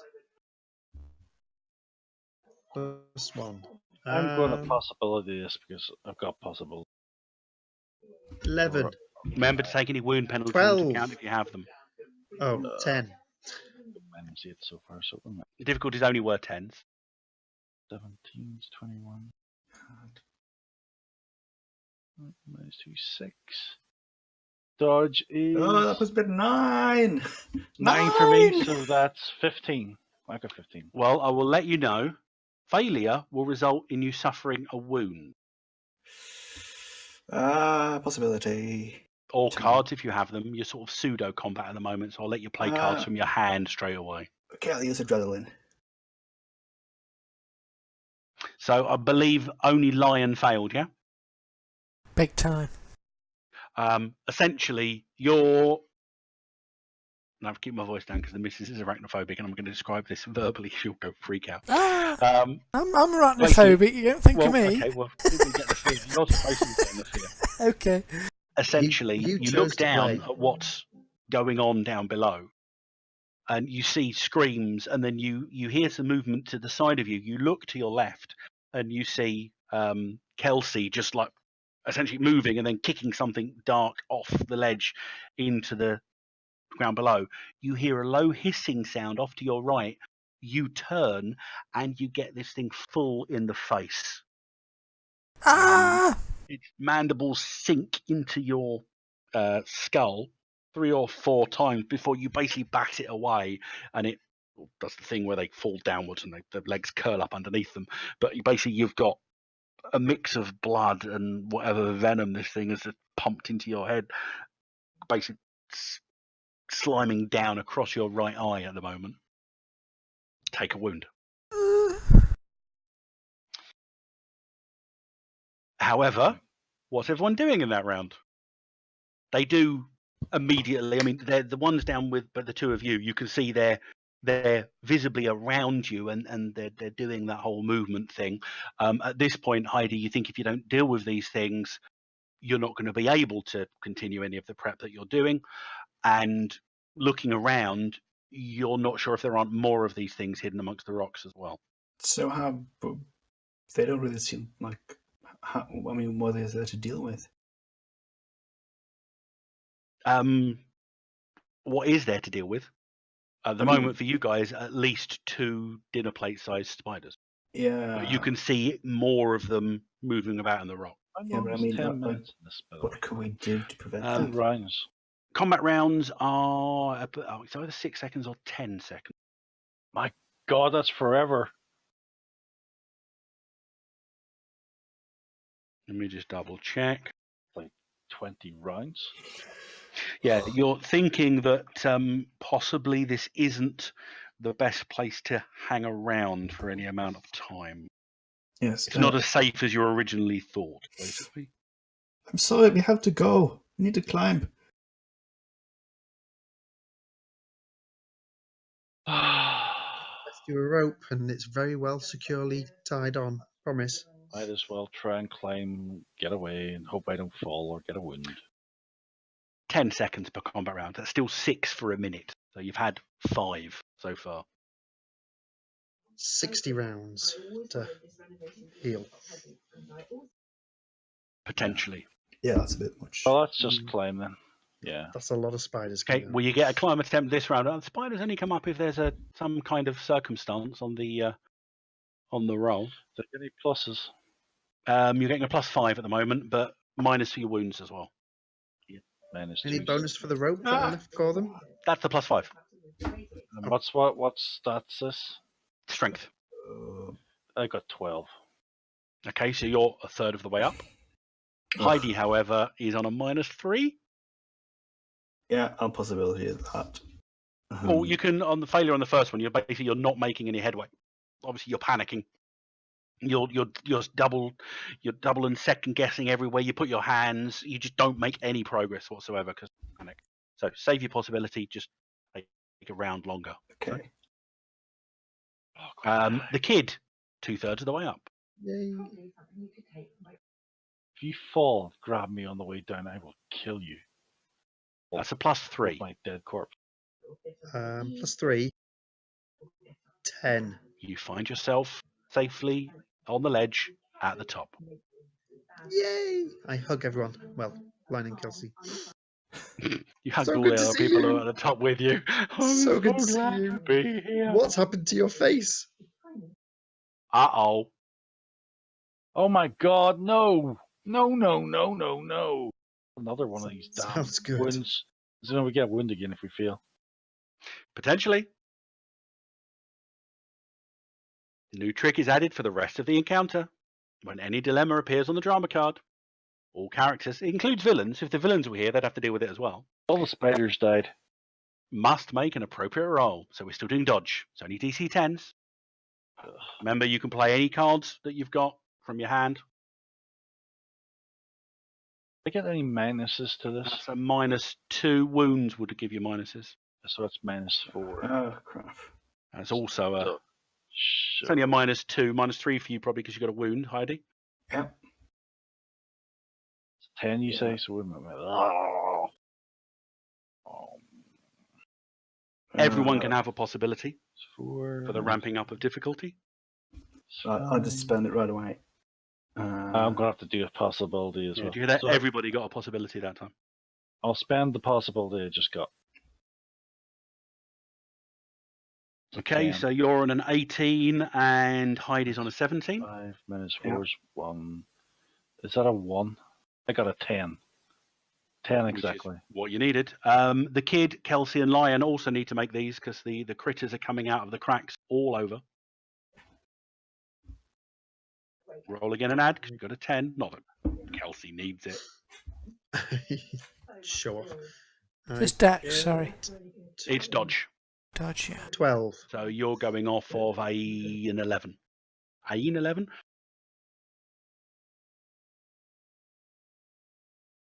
9 for me. Do you want to do anything about that? Because you're about to take another wound from another... Yeah, I do. I'm going to spend the possibility you just give me. There you go. It's hard and fast in the Nile Empire because you're supposed to be spending 2 on a roll. See if you can get better, but it does mean you get them more often otherwise. So that's a 10 plus the 8. That's right, isn't it? Mm-hmm. So, I'm fine then now. Okay. However, the setback does occur. Up until now, where you've been stood has been relatively stable. However, you guys at the top, you can tell now that you're closer back to the surface. You can still hear different but similar noises to what you heard the first one. You know, the millions of marching feet from before.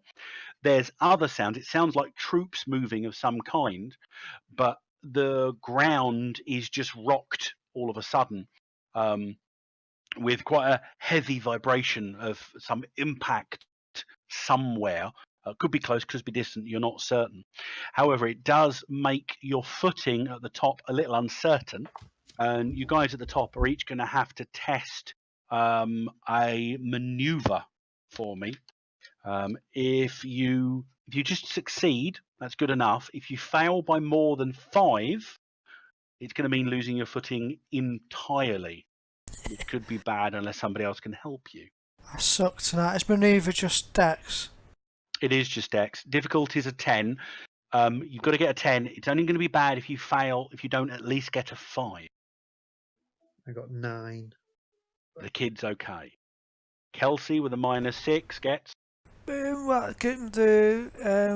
It's manoeuvre, by the way, you're doing. 6 gives me a -4. -4 on manoeuvre. On my dex gives me a 5.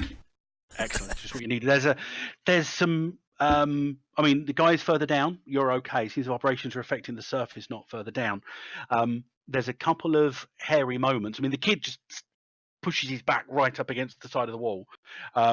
Kelsey, your footing slips slightly, but you're close enough still to be able to put an arm out and steady the lion as his right foot. He tries to put himself down. His right foot goes right over the edge. If you put your foot down and there was nothing there, you know how bad that is when you miss a step? Well, imagine that step's a 100-foot drop. So you do, and then you're grabbed, and Kelsey grabs your arm, and you manage to steady yourself. Whatever that was, it might happen again. You're not sure. You've no idea what caused it. Hopefully. Always the hard way. That's what you're getting at the moment. You get a climb roll there, because you... Sorry, you should do a climb roll on the... Oh, yeah. Don't look at the always the hard way yet. Come on, guys. Oh, Freaking alright, Maggie. I'm going to have to use the pause. Because I'm going You guys, you can't get good rolls on this one. Oh my god. That's a 15. That gives you a bonus number of 2. You've got a +5. Not. But you're at a +3, so that's a +5 onto your strength. Gives you an 11, doesn't it? Because don't forget, you're getting a +5 for the roll for going through the same route as the others. -2 for your wounds, puts you on a +3, and your 15 gives you a 2. Gives you a +2, gives you a 5 total. 5 onto your strength of 6. Yeah, okay, so 11. You're successful. And Heidi with her 24 is equally as successful. So you guys, that's your 3rd successful climb. You get to the top. However, on the way, there's one final barrage of furry shenanigans. Actually, no, because you get to the top. So always the hard way. Sorry, scene changes. Ignore me. However, the next scene will start with always the hard way. But you can put the cave behind you now. With all of you at the top, the rock in the way is no challenge to you. You manage to push it out of the way relatively easily. And I just need to now find the actual image for this one. Where's it got? This means round 2's over with now, doesn't it? Because that. Yep. Round 2 finishes because we transition the scene. Yay. Right then.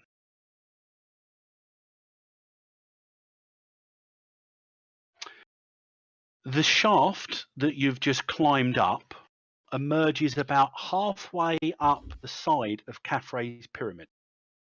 The block that you dislodged looks the same as the other large blocks that form the surface of the pyramid, but from this height you can see it's half the width. And you've got a good view of the entire plateau for you, but no guards spot you. The sun is setting in the west, painting the entire site ahead of you in an eerie hue, indicating that you were down in the pyramid for a significant amount of time. A large dust storm can be seen far to your west, with lightning raging, heading quickly towards your position at Giza. Surprisingly, the large sandstone maelstrom bridge that came down out of the sky is no longer present. But in the far distance, in each direction you look, you can see signs of the invaders' army on the move, mostly through the evidence of furrows and tracks that the passage of the troops and the transport movements left with them. But it would appear that some forces do remain at Giza. But with a cursory examination, only a few hundred compared to the unlimited multitude that poured through earlier. From your point of vantage, you can see that a portion of the remaining forces have set up a base camp around the base of the Sphinx, a couple of 100 meters away from your current position. Even in the dying light, you can see that within this camp there do appear to be civilians, all grouped together in the center of the camp. You can't make out much detail, but even from this distance, you can make out the figure of the kid, Mo, probably his mother, and some others down there as well. It's up to you to decide how you proceed. In fact, it's entirely up to you to decide how you proceed at the moment. I'll just reshare the Rival of Pharaoh map again. Well, we've got some wounded people we have to take care of. Yeah. So essentially, you see the Pyramid of Khafre? Yeah. You've essentially come out about halfway down the north face of Khafre. And the base camp described is down by the Great Sphinx, which is off the east. There appears to be, as I said, a sandstorm raging off to the far west, dust storm with crackling lightning going down. And as I said, the only physical sign of troops you can see are down by the Great Sphinx. Locals like Java, the city looks weird. Nothing you can place your finger on at the moment, but every so often you look and some of the landmarks that you remember and know of aren't there. And a couple of buildings that looks like a brownstone apartment building. You don't remember that being there. I mean, it's a distance away, could be the trick of the light. And it is getting close to sunset now. It's a red hue over everything. Is that big orange thing there? No, that was where the Maelstrom Bridge was. It is conspicuous in its absence now. Although the rather wide crush mark where it landed is still there. So what's the plan then? Well, we need to find a place where we can. You're still within the magic hour, so if somebody wants to do first aid checks on anybody with wounds, if it's safe here, then yeah, you're pretty sure at the moment. As long as you stick close to the side of the pyramid, you're not even really casting that much of a silhouette. What is health? Anybody else good at first aid? How do you do first aid? Do you have to have a skill in it or something? It is a skill. It is usable unskilled. Medicine, on the other hand, is not used unskilled. But yeah, anybody can attempt first aid. So what is it against? Mind? No, it's against the skill on first aid is mind. Yes. Okay, so I just do. Who wants me to try and mind them? Yeah, mind. The difficulty is you don't have the kit at this point, so you're still going off difficulties 15s rather than difficulty 10s. And it's modified by the target's current wound level. So it's 17 then? 17 if you've got 2 wounds, 16 if you've got 1. Have you got 2 wounds, anyone? Yep. Okay, I'll try and heal you. He tries to What's heal your me. mind? My mind's 10. Okay. What's Heidi's mind? 12. I might sidle over to Heidi. Yeah. Don't you? He's healed me. Okay, back in 30 seconds, guys. Just while you're deciding amongst yourselves, I'm still listening. I still get to use my card?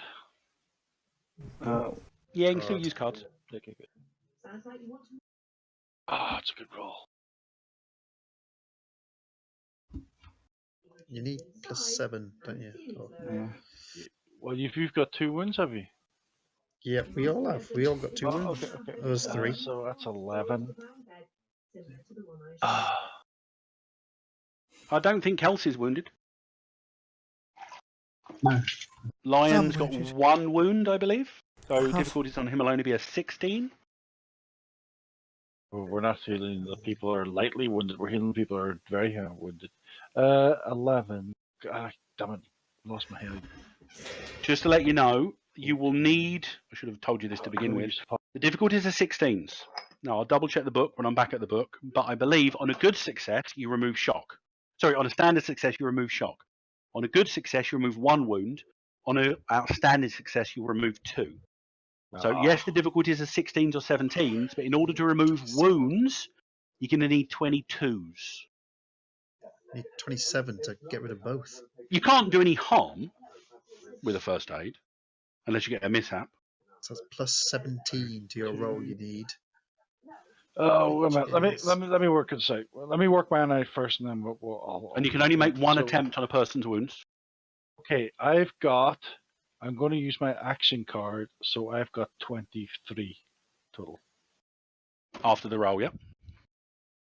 Yep. Who were you doing that on? You did decide, I just wasn't listening. I was doing it on whatever Gaz character was called. The kid. The kid. Just destroy this action, because I used an action. Okay, so the kid was on 2 wounds, yeah? Yep.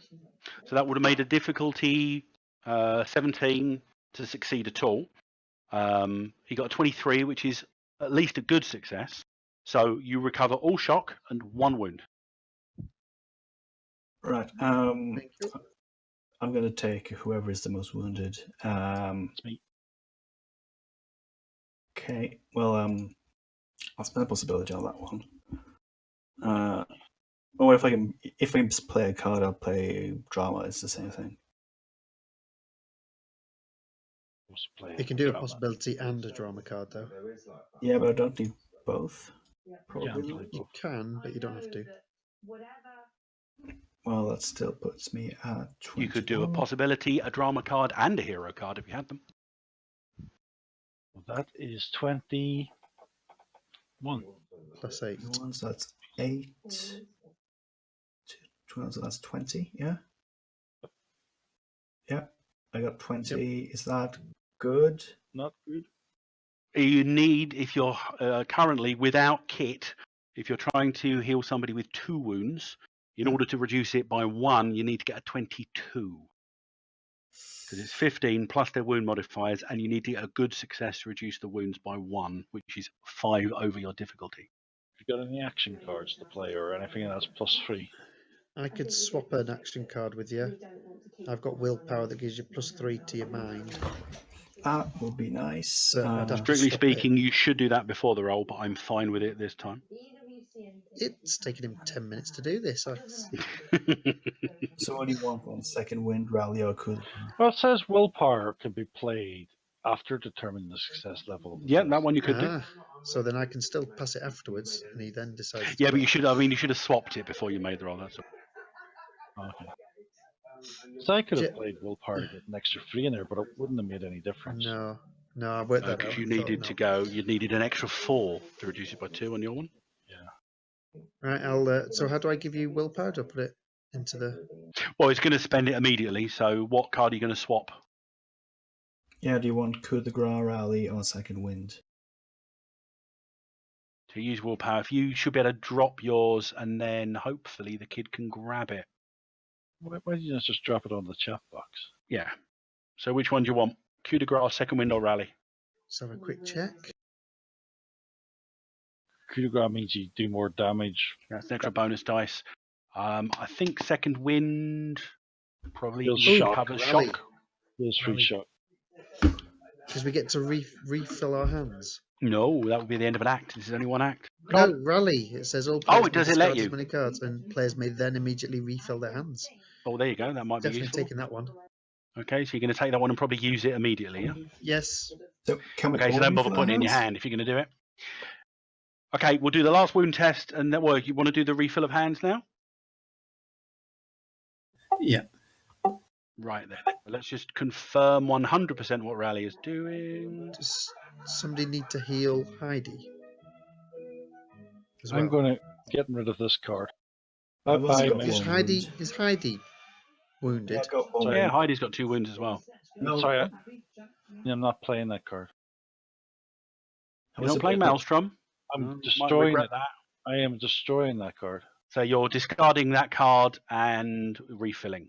So let me know once you've decided what card you're getting rid of, or when you've gotten the cards you want to get rid of. I've got rid of. I've only got one left. Do you heal me, Right. by the way, or did that not happen? Yeah, I did. Right. The kid takes or gets 1 glory, 2 flurry, Oh, 3 supporter, 4 hero.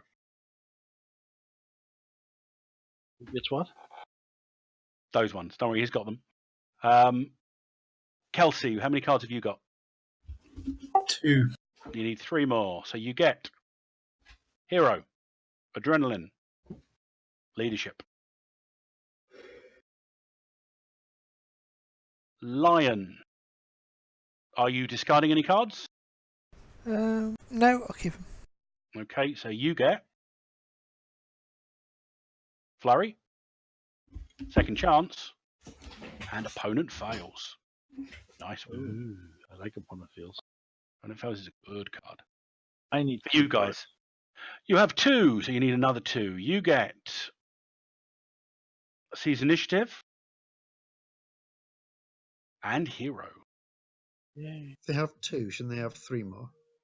Am I supposed to have 5? Oh, I've got 3 already. I said I sorry. needed 2 cards. Yeah. That's it. And you should have 5. I got 5 now. Yeah, because you got the glory card twice.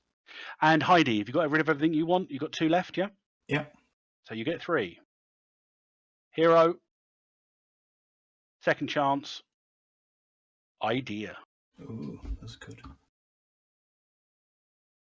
The way idea works is if you read it, you should. I think it's you either choose to play that one, but alertness you play immediately and tell me you've got it, because otherwise I won't know to tell you something immediately if you've got an idea card. Right. Maybe I could play that now. I don't know. Yeah, I have alertness as well. Right. Okay. With alertness, because alertness is the one that gets played out immediately. While they're working on that, Kerry, Kelsey is keeping a close eye on the where the troops are. You manage to work out there are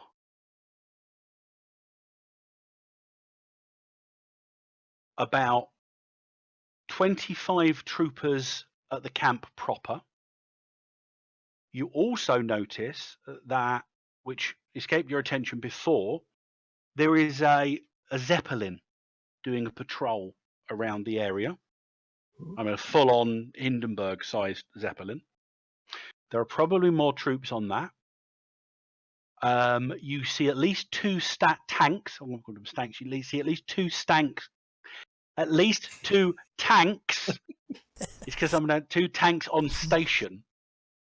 One parked quite close to your position at the entrance to the Kafre area. The other one's at the entrance to the Khufu pyramid across the way. There is a truck which you see troops getting in and out of down by the actual encampment area you're looking at. You note 4 other figures. Basically, there's the Zeppelin has a spotlight that every so often it covers the area, and in that spotlight, you start looking to see when it goes over the encampment. You start trying to pick out detail in the light. The first detail you pick out is there is a strangely garbed figure. He looks very much like the shock troopers that are around him, but his headdress is very ornate. It's a larger headdress than the attire that the shock troopers are wearing, and it forms a mask over his entire face. His torso is covered in a leather jerkin, and he appears to be carrying a large, bulky-looking rifle. You can't hear anything at this distance, but he does appear to be giving orders. The second thing you spot is a familiar, blonde, svelte, evening dress wearing young lady who appears to be hanging off this gentleman's shoulder. If you remember from the beginning, the young lady, Ms. Caramel, she appears to be there. She does not appear to be tied up. There is a second feminine figure walking amongst the forces, whereas Miss Caramel's evening gown is in silver and glitters in the light. This other one appears to have a black evening gown. There's something stenciled on the front and the back, but you can't make it out at this distance. But she's obviously female. But again, the troops seem to be giving deference to her. And the third and final figure you see, again, really, really strange, in amongst the desert. At this distance, you could almost say that he's dressed like an old school boxer. So like long shorts, a sort of a singlet. You can't make out much facial detail, but at this distance, his hands do appear to be much larger than normal boxing gloves. And just once while you're watching, he does appear to bang his hands together, and there is a thunderclap that goes across the whole area, and the ground shakes a little bit. But you think you've got a pretty good idea of the makeup of the forces. There's loads. Where were they? Yeah. You've got at least 25 in the camp itself, some in a troop transport that's in the camp. There's going to be some in either of the two tanks that you can see, although they're not at the encampment. They're at the bottom of each one. LucasArts will probably try to get you, but as long as you don't say Imperial whatever, then you're fine. Yeah, okay. But these are shock troops, not stormtroop. They're Nile Empire stormtroop. Imperial Nile shock troop, even. That's all right then. And there's the Zeppelin as well. Oh, one last thing you spot, Kerry, again, when you're paying attention to the Zeppelin, there does appear to be one of those fighter planes that you saw before, underslung on the Zeppelin. My character has the air vehicles skill. Yes, you do. I wonder if there's a reason for that. Hope so. It's because you worked for a large German aeronautics company. Yeah, That's why but you I have mean, the air vehicle skill. yeah, but Capture that Zeppelin. We need a Zeppelin. That's it. We're going for the Zeppelin because I just suddenly feel that the information I just got means we should get a Zeppelin. I think it's just fun though. Let's do the Zeppelin. well, how do we get it? Well, the difficulty is it's up in the air. Yeah, exactly. We convince it to come down a bit. We trick it to land. But you've got lots of choices. Obviously, there are innocents within the camp. Kerry, you were able, with your alertness as well, you can see each of the individuals that were with you before, plus other tourists, do appear to be... you can't tell if they're tied up, but they're certainly immobile Could we get towards some? the centre of the camp. Could we get some markers on that map? Oh, yeah, the Great Sphinx of Giza is where that troop area is. I will share Yeah, you said that. this one here. It's- oh, So that map there is essentially what's at the pin by the Great Sphinx of Giza.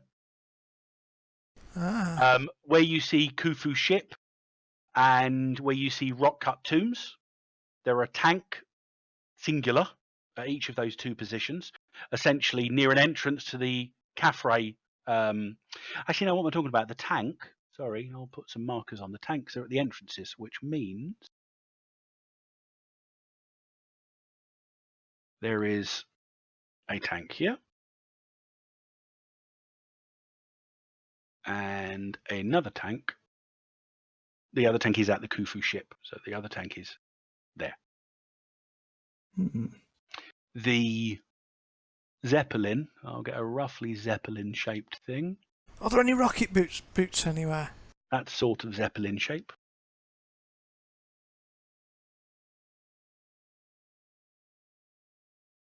is basically it's patrolling the area. It doesn't pass over your position, but it's at that position currently. There've got to be some jetpacks or something. Jetpacks do exist in the Nile Empire. There is, in fact, from Dr. Mobius, the bad guy's home reality, which is a cosm called Terra, Terra. There are rocket rangers. See? So if we get a jetpack and fly up to the Zeppelin... But, again, your characters don't necessarily know this. The rocket rangers are good guys. Dr. Mobius is not a good guy. Doesn't mean his troops couldn't have rockets, but they aren't members of the Rocket Rangers if they do. How low down is this Zeppelin flying? Does it come close to the pyramids? Not really. It's flying below the tip of the pyramids, but that's why it's not particularly going around. Because the pyramids are probably a good they're relatively high, aren't they? They're like in the 800, 900 feet high. I can't remember. It's probably got about a 600-foot ceiling at the moment where it's going, because it's staying low enough to be able to sweep the ground with its this big, like 2 or 3 spotlights that it's got. But it doesn't actually come close to the pyramids at any point. I'm going to write him a ticket because that's definitely in violation of some sort of pyramid code. I'm sure you're not supposed to just fly around that low here. Have a possibility, Cullen. Thank you. Okay, I suspect, right, that if we were to get to any one of these things, the rest of them would notice. Well, it is getting dark. You've got that on your side. Yeah, but they've probably got like radio and things. They may have. It is certainly within their technical remit to have radio.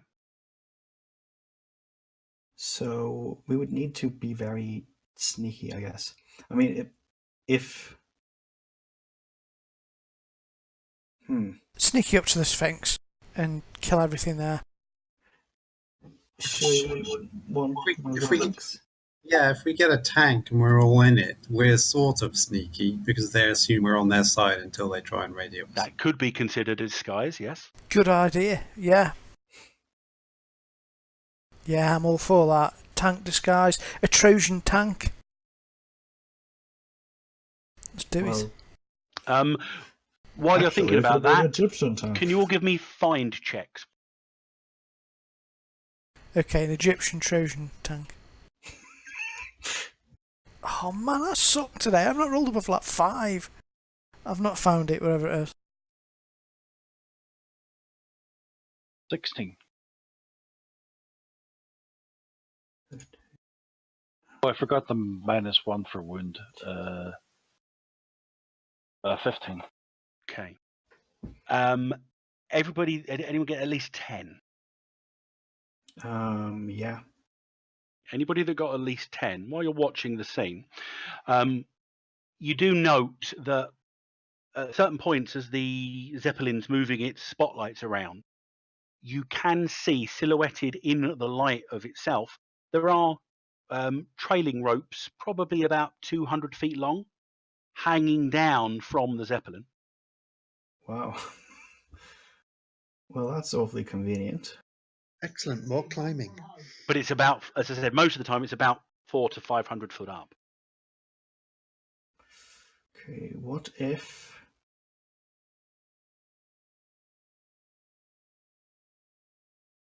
At what point isn't it 400 to 500 feet up? Thus far in its patrols, you haven't seen it drop to an appropriate height yet.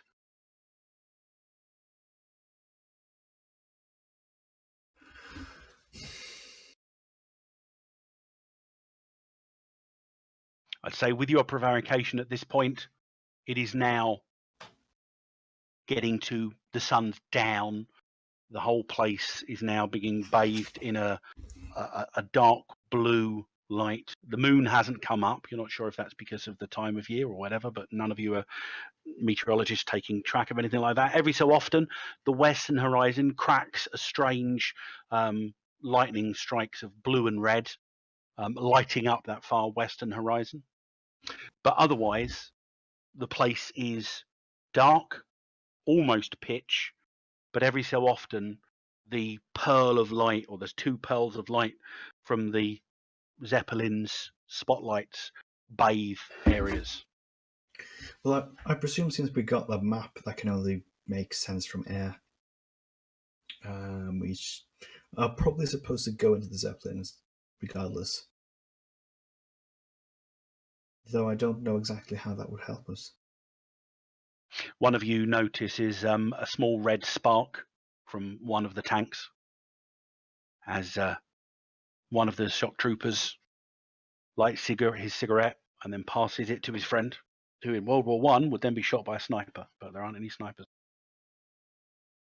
I get him with my slingshot. You're halfway up a pyramid and they're at the base and half the pyramid width away. No. Oh.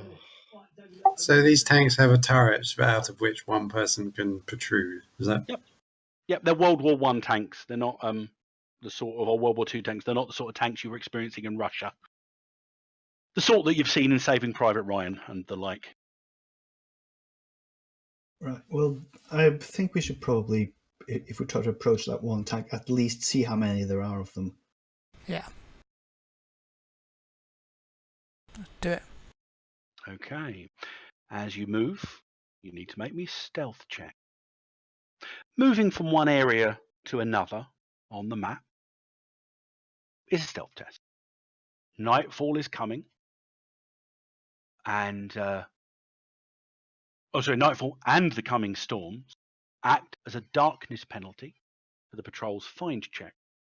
So the target to slip past any of these patrols is only currently difficulty number 7.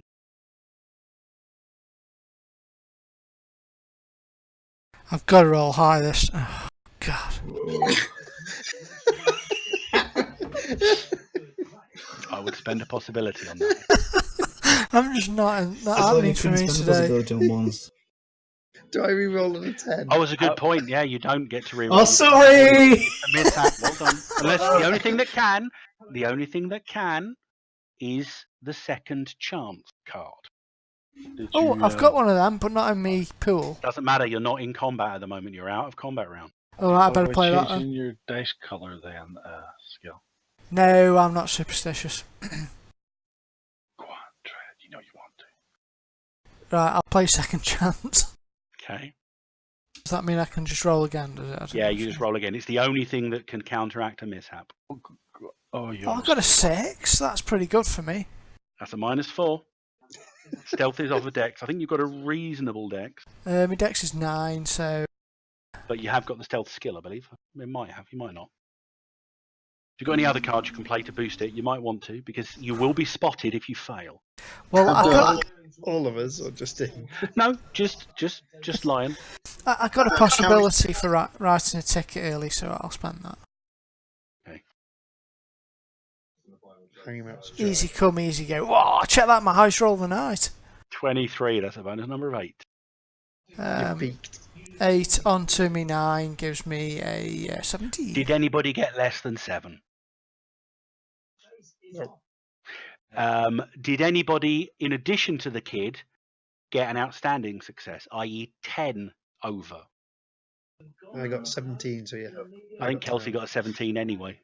Kelsey got a 17 with a roll of an 11, didn't he? Yeah. Okay.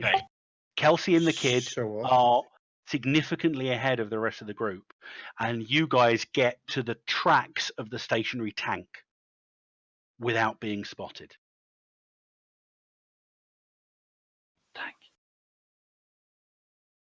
What do we do now? The rest of you are about Yeah, I get scared. 30 or 40 meters away, still unseen. But these two, they've literally, in the cover of night, they've gone up and they're literally stood next to the thing. You're close enough, you can hear the soldiers talking.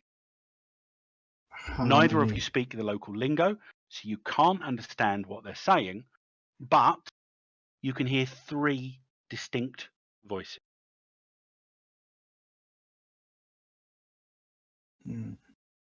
But he's speaking Coptic. No, they're just speaking Egyptian, which isn't necessarily the same as Coptic. Coptic is ancient Egyptian. Yeah, they've been speaking Egyptian Arabic. How does if one was inside? How would one see out besides the turret? They have little. I think they have little flips bits on the side that they can pull up, but they're quite thick and they're only little sort of like inch wide, about 6 inch, so inch high, about 6 inch long slits to be able to see out of the side. Normally, the hatches for those are closed from the inside. Tempted to just knock on the hatch. Roll me a 1d20, Kerry. Well, hang on. I thought is there still a guy up on the top smoking? You can certainly see somebody up the top smoking. Odd. That's good. You can also, as well as the 3 voices we can hear. No. He's one of the 3 voices. Okay. You're at the edge, and you can see one of the slats is open. It's only about 6 inch wide, 1 inch high, but you slowly peek up, and you can see inside, illuminated in some of the lights on the inside of the tank. There aren't that many. It's a 1940s tank. You can see 2 figures sat down inside. One would normally be the driver, and one would be the guy that helps reload the gun. Because obviously there's a big gun, and then there's a machine gun on the top. Yeah. Obviously that was whispered. Not, we need to do this as quietly as we can. Hello. Yeah.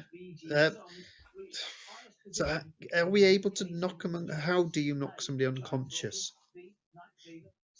Essentially, do enough shock to take them out. Okay, how do we do extra shock damage, or is it just through? Let me just check to see if there's a means to do that. We've not tried that before, but there might be. Shoot them with a big large machine. Bearing in mind, these aren't pretty much mookish, so. And how's your strength looking, Kelsey? It's 7. God damn it, we got nobody with any strength in this team. Lion, what are you... Essentially, these guys, you need to do 1 wound to take them out. They're kind of butter. There's only 2 of us, though, and there's 3 of them at the moment. So At best, we could probably take out 2, which would leave the 3rd. What's wrong with me? What am I doing? You're not with us yet. You're not at the tank. Oh, I'm at the 10 stealth thing, but so it means I passed my stealth roll. Yeah, everyone passed, Yeah, but they got outstanding super successes, pass. so they're ahead. They were able to move quicker without drawing attention to themselves. Essentially, they're going to get 1 attempt to do something at the tank before you guys get involved. Yeah. When I looked through the porthole, could I see a radio? Yeah. That's probably where the lights come from, a red flashing bit on the radio. Is the radio near any of the portholes? Not that you could reach. You can just about, you've only got 1 you can see through, so you can see the radio off to the right near where the driver's seat would be. But you haven't got a clear shot, and you certainly can't reach towards it.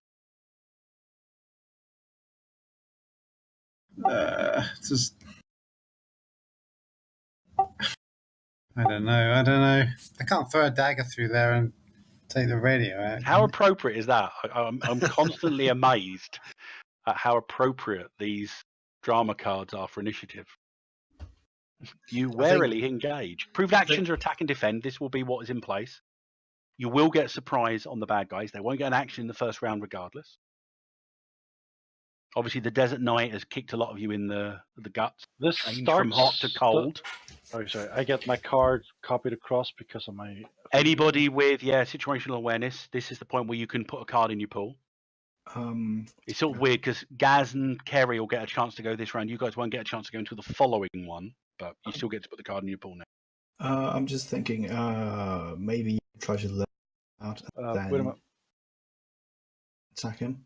I heard her lure them out, then attack them, I think there. You were breaking up a little bit. Don't forget, you have got multi-action options. You can do a multi-target. If you want to attempt, you could attempt to attack all 3. I'm going to say you probably won't be able to attack all 3. You're going to have to deal with the guy on top, and then whoever goes after that, if the guy on top is taken down, you could attempt to take out the 2 that are inside. Although, no, the tank design would be such that there'll be a hatch that you can open to get into the inside without dealing with the guy on the turret. Are we in dramatic or standard? It's standard. Have you got a weapon, Kelsey? Double check. Got 9. Oh no, we're dramatic. The villains are fatigued. Okay, that's fine. But they don't get a go this round. But it is dramatic. Well remembered. Have you got one? Sorry. You don't get fatigue. Nobody takes any shock this round. Kelsey, have you got weapons? Sorry. I've got knives, yeah. A knife. Me too. Should we risk it? Should we go for it? So apparently there's 2 entrances. Maybe one of us takes out the guy on the top, the other one jumps inside and tries to murder. What's your You'll take melee a multi-action weapons? penalty for opening the hatch, but that's all it'll do. You won't have to make any rolls to get in. It will just be an additional -2 to whatever you're doing. Well, if you're attacking both inside, you're doing a. That's another -2. Well, could the person who's attacking the one on top open the door and then spring up top? Good combination. Wow. So yeah, that would So then result they in both take -2. the person on top taking the multi-action penalty, not the guy on the bottom. Would that be better? We both take a -2. Yeah, all right. Let's do it. Are you going for the double or the single? The single, I think. Okay. Well, you're small, so you're more maneuverable inside a tank, I think. What's your Personally, just to melee give you a little weapons? bit of advice, I think that Kelsey's melee weapon skill is significantly higher than the kids I'm trying because to it's get to based see off what of it is. Dex. What's your is it Dex? Is it? Oh yeah. Oh bloody hell! Yeah, you can go for this. Your Dex is massive, isn't it? Yeah. I'm But going on also, top. I'm great at throwing. I wouldn't even have to get up there. I'd just open the door and then throw a couple of There's nothing to say daggers. you couldn't drop in and throw at point blank range to the guys inside the tank. All right, I'll do that. What's your Dex? 12. Oh, yeah. And your melee weapons or your thrown weapons, missile weapons? It's 14. See, it's probably better you take both -2s. Yeah. All right, I'll do that. That's friends. That's still better than mine. Yeah, but isn't throwing missile weapons rather than melee weapons? Yeah, it said missile, but it's still off a Dex. Are we ready? All right. Yep. Go. We're doing this at Okay. the same time. Yep, so you're doing this simultaneously, so roll simultaneously. Why not? So you're 3, both at 2, -2. Yes! Kid rolls again. 17 for the kid and a 9 at the moment for Kelsey. So Kelsey's an aggregate -3, the kid's an aggregate +2. No, I'm not at -2. I thought he was doing both. Oh, you get him to do both? I'll let Well, you guys 'cause work he's it out still then. high. Well, he's still better than me. I know. Don't have to explain. You guys are deciding what you're doing. I'm killing the 2 guys in the tank. But I believe but- he's saying you're killing the 2 guys and you're opening your own hatch because the kid wants you to take the additional rather than him. Oh, okay. In that case, I'll spend possibility. I'll spend Okay. possibility. Yeah, of course you can. What's a 10? So it's a 19. Still 10. So with the stealth of a jungle cat, but the manual dexterity of a commoner garden red squirrel, which they're very high manual dexterity, Kelsey silently glides onto the front of the tank, literally under the nose of the guy on top. You time it so that it's at the point where the guy on top's just inhaled and he's just blowing a pall of smoke out. And you detach the hatch, drop down in. So we need your total in a second, Kelsey. And as you drop in, the kid using what? A knife. The kid, although he's about 19, again pulls himself quietly up onto the tank, and as the shock trooper exhales the smoke, he thrusts forward with his knife. Now, their dodges are 8s. Yes. So the kid, you just got a good, not an outstanding, a good success because you got 5 over the difficulty. What was Kelsey's total? You're at 20. -2 for opening the thing and -2 for attacking 2. So you're at -4 overall. 16. So 16. So that's not enough to get an outstanding success, but enough for a good. So you also get 1 bonus die of damage onto your strikes. So can you both go ahead and roll me 1 bonus die for your additional damage, and then add your weapon damage to that? Just how much do we need to? How much damage do we need to do to? You're going to do a wound, How much? which do we need to means do? you have to exceed their toughness by 5. Which is. Their toughness Just wondering is if it's worth spending a possibility before I do this. so you need a 13 on your damage. We'll take them out. 12. Oh, So close. mine is currently 8, so I'd need to roll a 5 to take them out. Might spend a possibility then to see if I can get an extra dice. So you're going to spend a possibility to take you above 17, yeah? Yeah. Okay, go ahead. It's pretty So good. leave 2. That's a 27, so that's a 9 onto your skill. So I that mean, is. It's 5 more than you got at 17, so that is going to Yep, be enough to give that's you an right. additional bonus 2 die. dice. Okay, so you roll 2 bonus dice. Does anyone have coup de grace or pull? Oh, I didn't need to do it. Damn it. All of them got anything in the pool yet. You're the only one that starts with 1 in your pool. Oh, pig it out. And again, Oh, okay. Not as that's good. 12. Okay, the guy on top That's doesn't 12 make plus. a That's sound. 20. Can I Literally, catch? you reach behind, you reach around and bring your knife in. You don't even pull it across, you just bring it down between the jugular and the clavicle into that gap. And you just drag him backwards and lay him quietly down next to the turret. Meanwhile, Can I inside the catch tank, the cigarette before it falls and like stand there? no, didn't even leave his mouth. Oh, I was just going to inhale it, and so I'm going to Oh, stand. we can't. Apparently, when you're writing adventures for, if you're putting stuff on the Infiniverse Exchange, you are not allowed to glorify smoking in any form. So I'm just practicing. There. Okay, I'm going to stub it out then instead. Just murders. With it. Yeah, but you're not allowed to glorify smoking. Yeah. Because who started with, smoking kills, you know. who started with the pool? That was Java because he's got situational awareness. But does smoking kill in the Nile Empire? Actually, ignore me because, hang on, let me just double check something. You're getting surprise, so you can all put another card in your pool as well, I believe. Let me just double check. Yeah, because surprise, you represented by the fact they don't get to go, and you get to put a card in your pool. Right. To begin with. Can I have spent adrenaline to get +3 to my deck? You can do if you want. You need extra to your damage. Or would that add to my damage then? We'll quickly double check it. I think you were on a. Hang on. You had a 9 I and a had 10 16.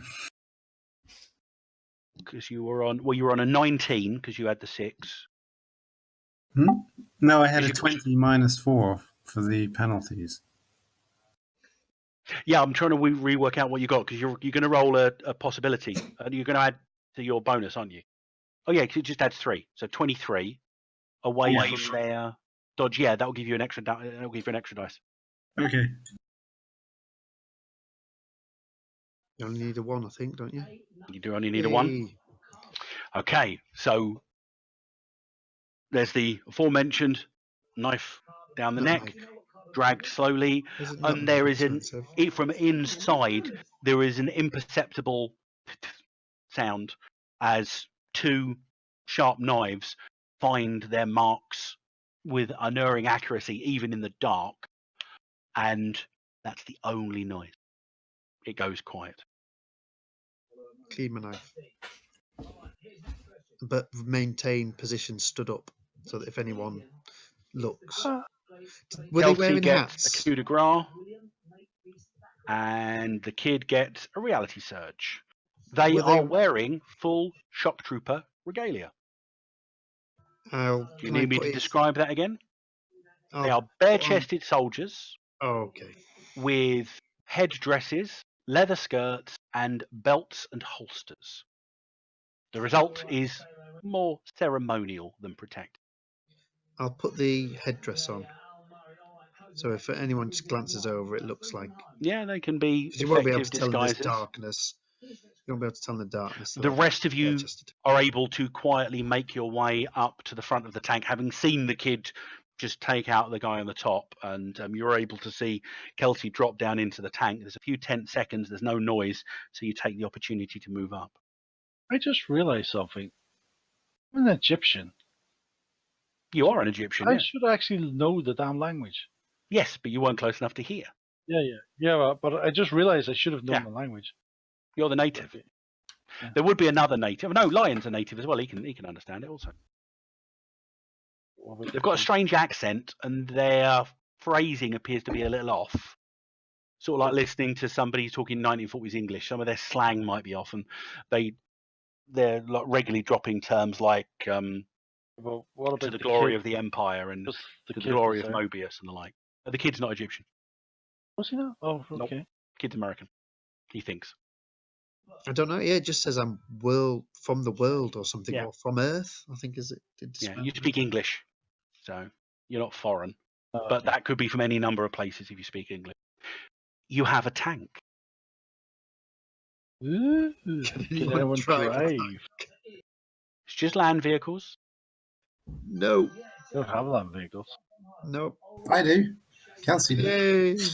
I What the do hell too. is Kelsey? What is he? Kelsey's a superhuman. Yes. I You've have never nothing. driven a tank before, Kelsey. Certainly not a 1940s tank, but somehow it comes naturally to you. All right, everyone aboard. We're driving this thing towards the enemy. Forward You get to drive ho. a tank- You get to drive a tank this time, where I drove it last time. You did. It's a slightly slower tank time than you had. Do we last. all get to put a card in the pool? By the way. Well, essentially, the cards come out of your pool now because combat. Oh, okay. Just got 2 put in, and I have to get 2 out again. Now, strictly speaking, it depends on what you want to do. But moving from location to location would still require a stealth test, and a tank will count as a disguise. So it's not going to be a particularly difficult stealth check. Well, some of us will be inside the truck, so they won't see us. Do we need Well, there's to enough try- room for all of you if you want. Do we need to take out the other tank? But what I mean is, can we have one person do the role, because he'd be the one driving, and all the rest of us are just hiding inside? Or do we all have to individually do a stealth check? Just in case any of us. It would sneeze. just be sort of like, to quote Star Wars, just drive casual. Or to fly casual. I think the driver should do all the stealth checks, Mr. Kelsey, because he's like a superhero. Something big there. Yeah, I think Kelsey disconnected. I disconnect. Oh, okay. Well, what's the plan? Drive. You're going to stealth drive this tank. Do we need to take out the other tank first, though? Well, if we Because do, we then we're sneak going up to it to and kill him. get their attention, aren't we? Then we're going to get the. I thought the plan was to drive this tank to the airship and then use the airship to fly away somewhere. But we still need to get 200 feet up. Or whatever. Yeah, tank's not going to help you getting 200 feet up. Well, Do not have like big long ropes or something, or we got or the the radio. dock somewhere? Could we like radio the? airship. Yeah. I don't think any of us speak the correct Egyptian. Well, that's what a persuasion roll at a minus is for. Yeah. Well, there's a couple of popular Egyptians. Is that right? Can Well, you some of us talk aren't like an persuasive. Egyptian? So the Egyptian ones aren't persuasive. No, I said Kerry, did you one get of us that for the is. tank? Did I what? Did Yeah, you I get- got. Just read out the description for everyone else. The Khepera tank. The Khepera is the main battle tank of the Empire. It's a thick armor and tall, curved silhouette. It represents cutting-edge technology within the cosmos axioms. Reality bombs dropped by supporting aircraft ensure Kheperas rarely have to face anything more modern. Thank you. It can take 3 passengers.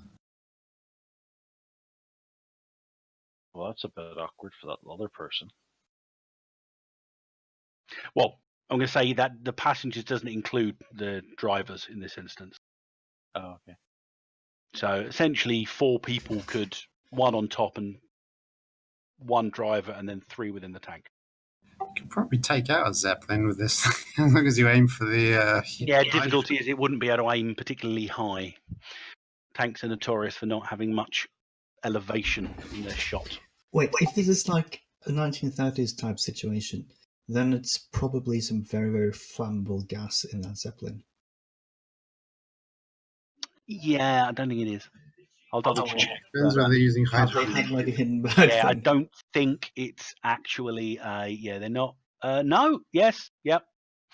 The Nile Empire favours dangerous hydrogen for the lighter than aircraft. If a fire attack causes a wound to the Zeppelin, it ignites and suffers another wound every round until it is destroyed. Do your lightning gun on it. And you know that because of your air vehicles knowledge. We could drive up the side of the pyramid of Giza and sit at the top. Use it as a ramp.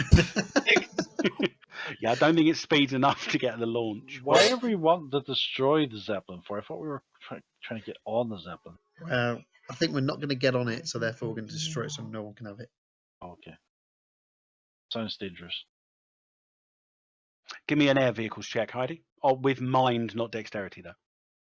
Okay.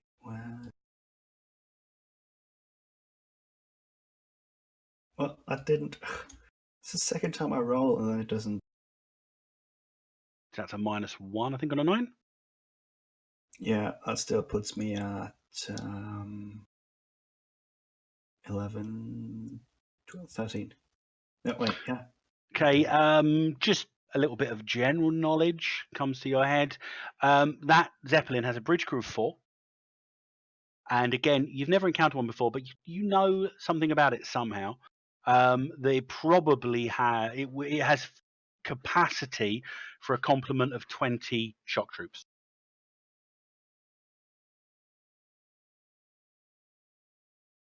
Okay, so what exactly is our plan, though? I'm not quite sure if we even have an objective.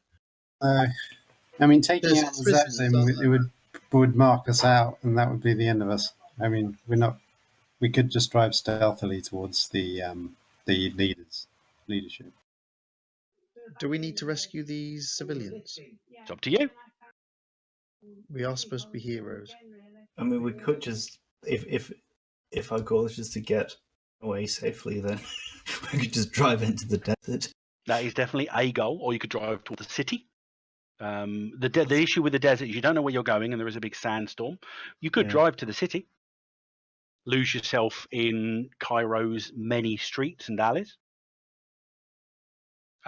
Probably that would appeal to the kid and Java more than going out into the desert.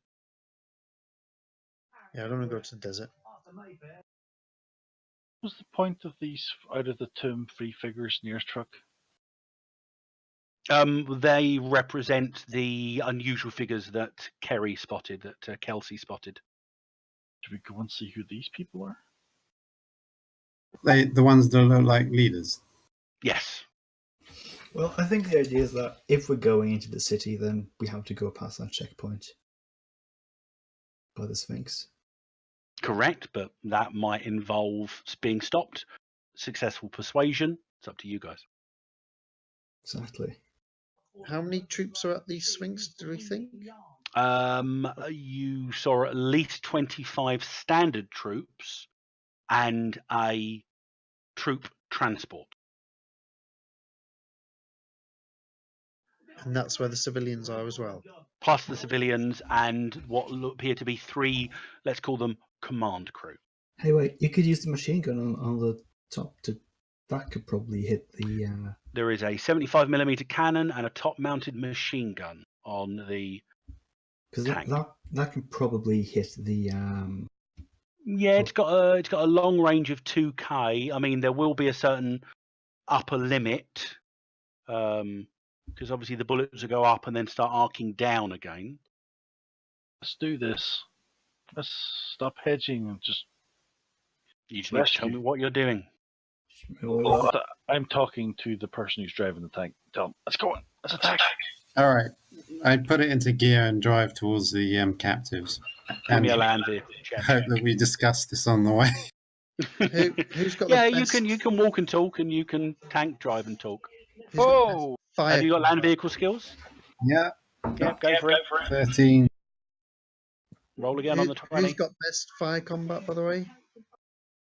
Possibly Lion, or because of ads, most likely. I've got 2 fire combat. I think Lion's got a 14 fire combat, maybe in a 12. I can't recall. Is it Well, it's best 12 or- base. I've got 10. Yeah, 12 base. Is it best you're behind the cannon then? Well, the cannon's machine heavy gun on top? weapons, not fire combat. Oh. The machine Does anyone gun. have heavy weapons? I reckon Kelsey's got heavy weapons. I'm just putting it out there. Just suddenly find, oh yeah, I do. Well, if Lion Well, it hasn't got goes it, up but top then, it might and go has off the of machine deck. gun.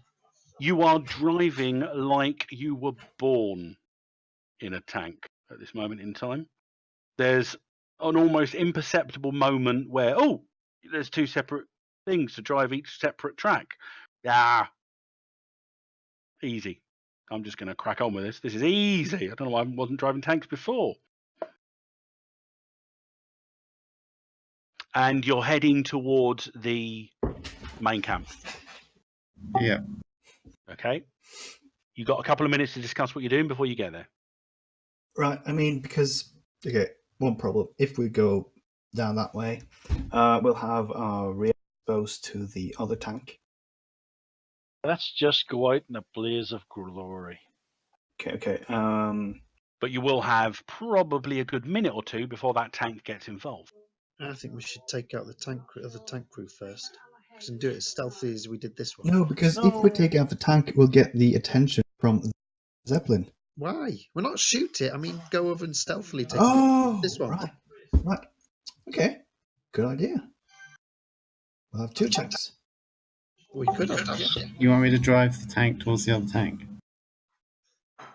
Seems they now want you to steal the other tank too, so we have 2 tanks.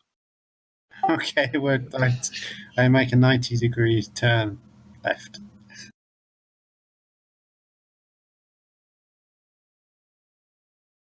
Do you think being approached by a tank is a bit suspicious? We can probably stealth have it. We their don't have to posts. go in a tank. Oh, you are going in the tank at the moment. We are. This is because So you take a 90-degree turn, isn't good at giving instructions. and you get to about there when your radio hisses into life. It's a language you don't understand, Kerry. Lion and Java, in an accented voice, you appear to be being queried by the opposing tank crew. Cobra Tank Alpha, why have you left position? Pretend there's a malfunction and we need their... Everything's fine, nothing wrong here. No, we're not doing that. We're doing the other one. There's something wrong. We need your help. We're okay, how are you? No! Do not listen to what he's... Oh my goodness. Okay, whoever's making the excuse needs to make a persuasion check. That's going to be Lion, because I think they're the more likely... I haven't seen any female soldiers, have I?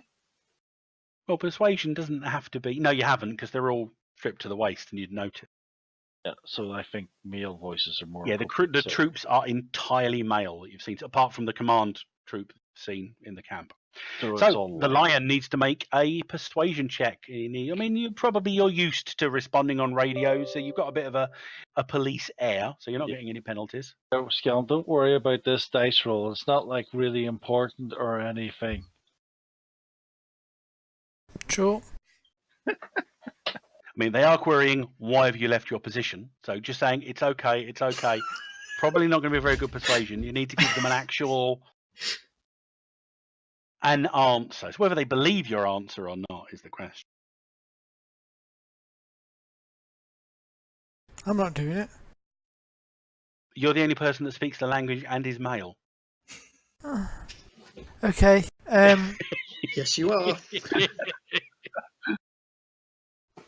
You could just say that there appears to be a problem with the radio and it makes them noises. We're under orders. You've we're operating under orders. We can neither confirm nor deny why we're moving. I'm trying to intimidate. Okay. Well, it's persuasion initially, but go ahead. You don't want to spend a possibility on My last possibility is not going to work anyway. Okay, I'll spend the possibility.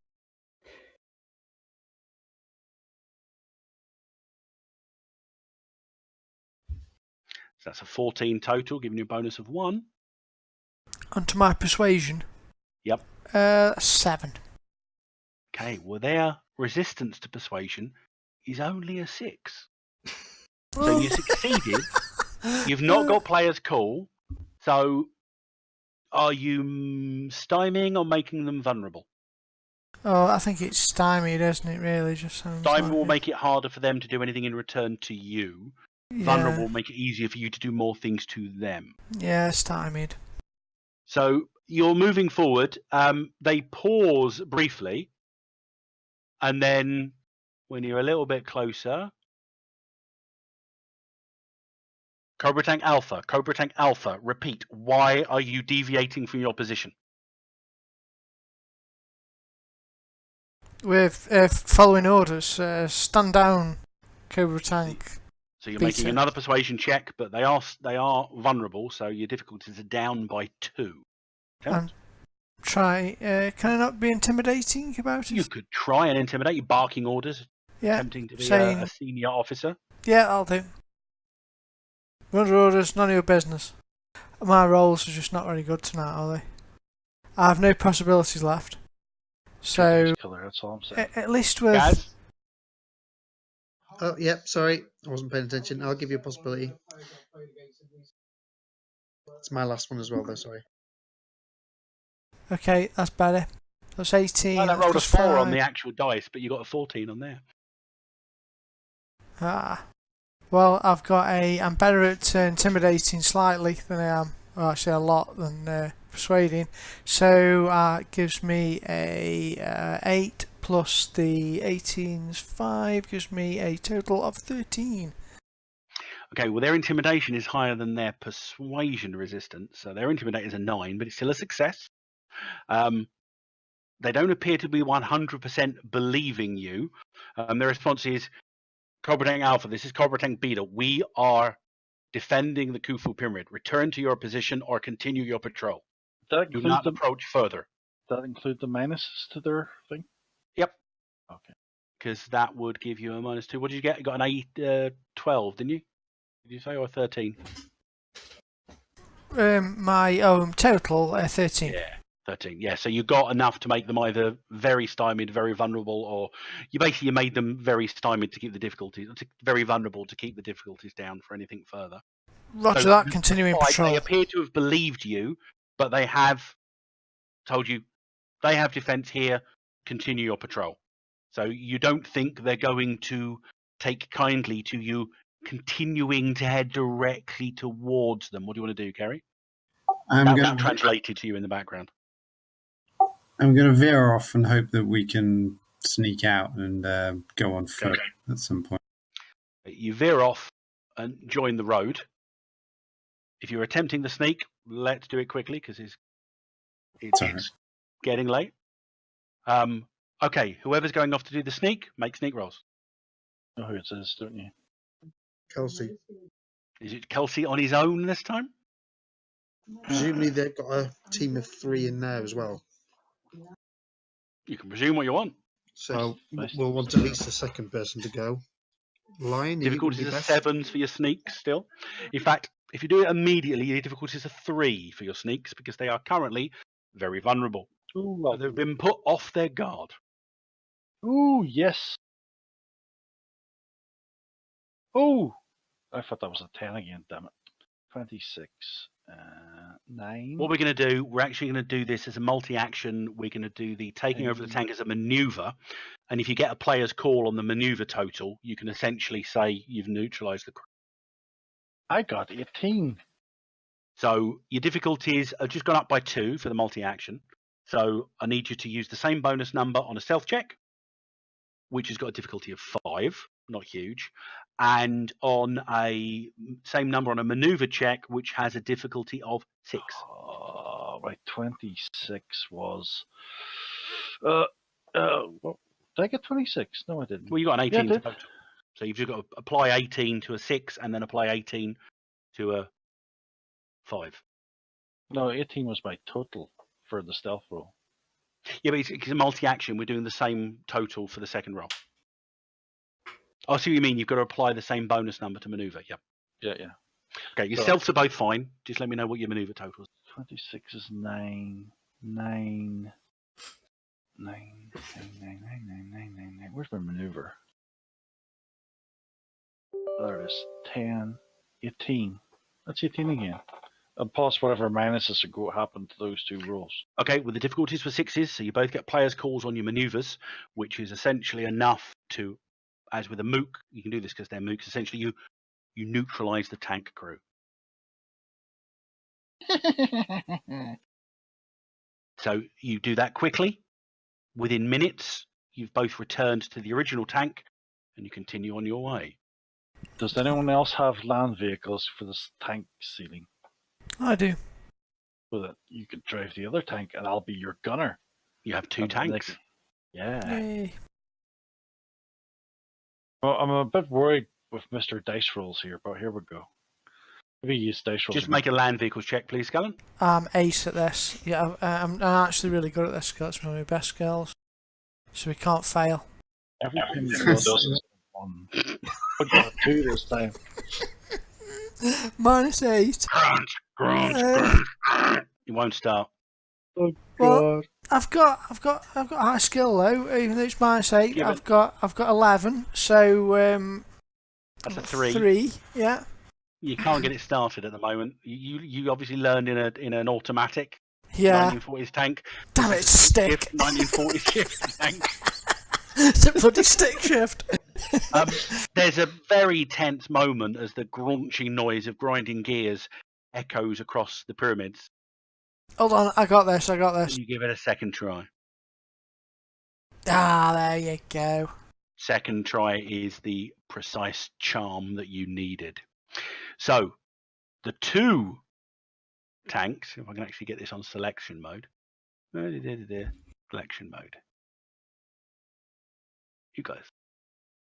2 tank. Drag them both at the same time now, hopefully. You get down towards the base. Now, at this moment in time, you are a significant distance away. You can choose when and if you begin your attack at what distance. Your 75mm cannon, the big boom gun, has a range of 500 meters for absolutely no minuses at all. Same with the top-mounted machine guns. So if you want to, within 500 meters range, you can begin to open fire on individuals in the camp. We could do being a bit closer though, so I guess so. I don't know. We've got 3 people in their tank, and we've only got 2 in ours. And I'm only going to use the machine gun. So, were we going to try to shoot the Zeppelin? we were going to rescue the people and kill them, find them, do something to them leaders. Yeah, but the Zeppelin can get us then. I'll worry about that later. Yeah, well, what I'm saying is if we wanted to use that somehow to escape maybe in the Zeppelin. Well, it's a bit late to change we're not actually in your tank, so I don't hear this conversation. But you know, the Zeppelin itself has no armaments. Its troops would normally be deployed by it approaching land and then them abseiling down on the aforementioned ropes. Potentially, it could get a pilot into the Pac M1 aircraft that's underslung, detach that, and then there'd be a fighter plane. Okay, so it's not going to be able to. It won't be able to engage immediately. But it is probably going to notice the instant combat starts breaking. Just realized something.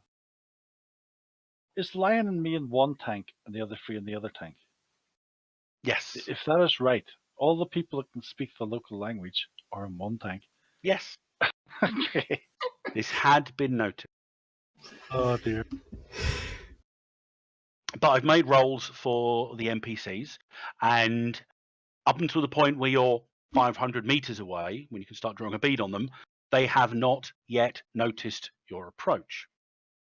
No, So, I think we're. Sorry, go on. in the interests of progressing things, we're in a dramatic scene still. Your villains are inspired, but they don't get to go this round, so everyone can put a card in their pool straight away. And you guys get an action before they do.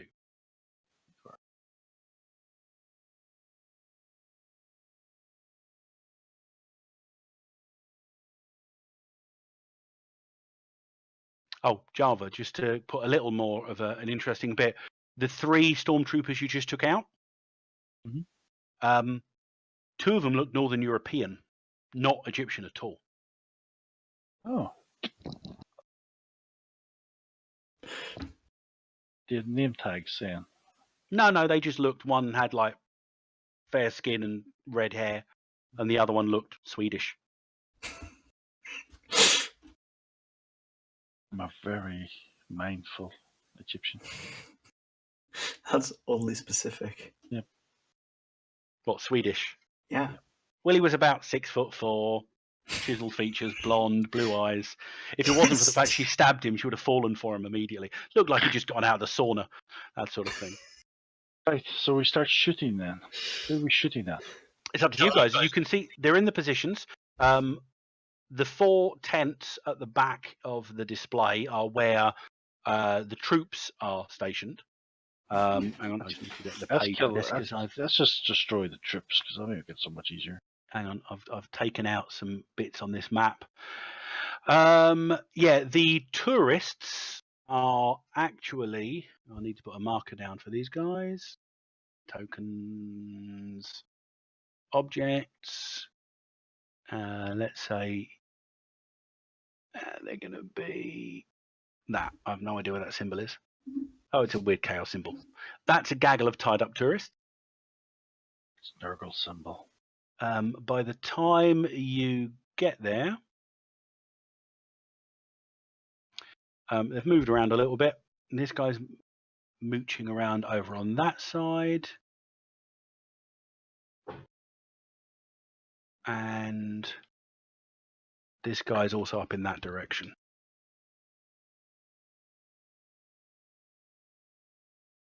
It's one thing about this Nile Empire I don't never understand is the law of action. Because why would you want to? What is the law of action? You've just played it, yeah? Or are you asking what it does? I Play it? Yeah, I played it. All Stormmates. Me immediately played 2 Destiny cards into their action pool. Go for it. Oh, you mean you don't understand the law of action? Essentially, you can spend 2 possibilities, but they're potentially getting a better roll. So what Kerry's just done, played the law of action. Essentially, the background music kicks up a tempo, and combat music starts in the form of MMOs. You can all take 2 cards out of your hand directly into your action pool. You can put an additional one in because you're essentially getting surprise on them. Java, you get to put one in because of your situational awareness anyway, so you should now have 4 cards in your action pool. Yep. Everyone else should have 3. Deleted the wrong willpower card. Or what one I just deleted? It was 6 maybe?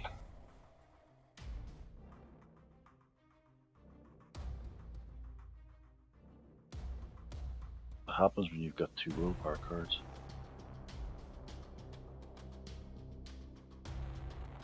Right, what are you guys doing? You are going first, despite what the drama card says. The villains don't get a go this round. Although that is a good representation of what might be happening if the Zeppelin gets down. I said I was going to shoot the troopers in the tents. Okay. So with I don't have the gun. You're doing the LMG or the cannon? I am doing the gun that uses fire combat. So the LMG. Yep. It's not as big a gun as there was on the Russian tank, so it's still going on fire combat on these ones. I'm basically going to fire as many bullets out of that gun as can be fired. Well, it can go on long burst. It doesn't do super heavy burst, so it's just a long burst. Long burst is 7 rounds for +4. Okay.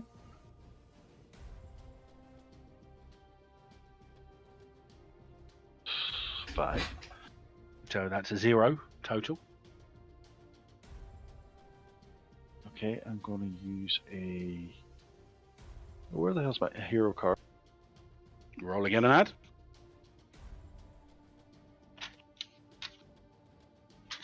$19. That's 6 plus 6 plus 4 is 10. Plus my fire.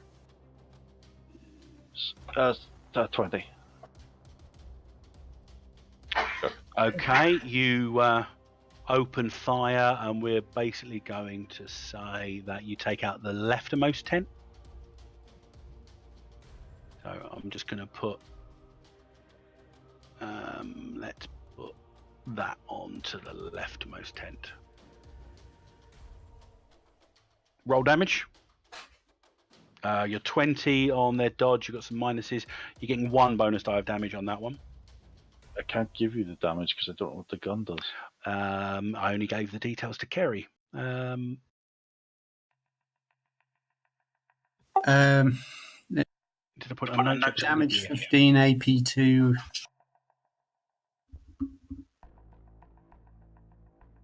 Yeah, so damage 15. I know you're firing the top-mounted machine gun.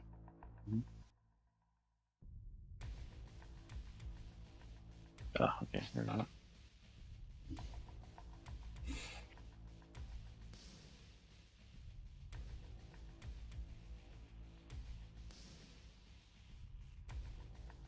So roll 1 bonus die. Okay. 4. It's 19. AP 2.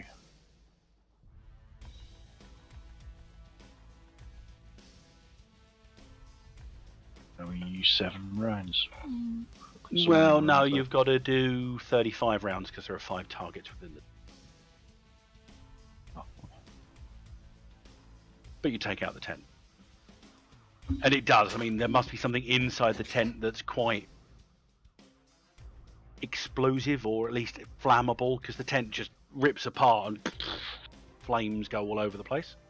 Who's going after Java? Can I have a new card first, though, please? Is anyone manning the gun, like the big cannon in the other tank? New card, the approved actions would defend and maneuver. Oh, it's not this where the engage card then? No, it's the you're driven back. Where's that card? It's not there. What was that, Badger? Is anyone? I mean, is anyone operating the cannon in the other tank? There's only a driver and one person, and that one person has decided the driver can't operate the cannon. Yeah, but I mean, in the one that's got the 3 of us in.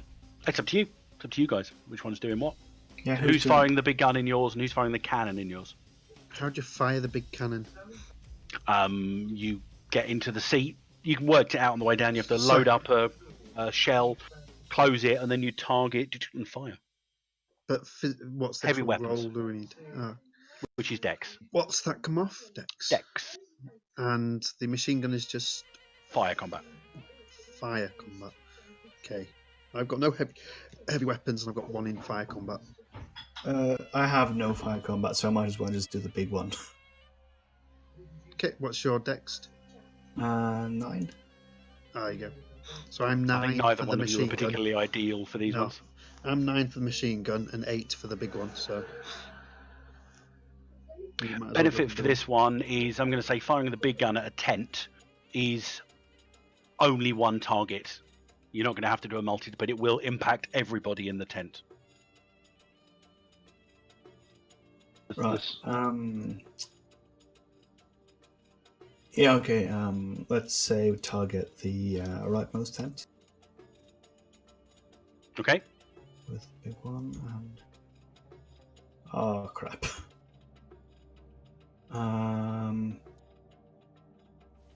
Do we just miss then? That would miss. Unless wait. Unless you spend, well, you probably want to spend a possibility. Yeah, I'll do that. Possibility.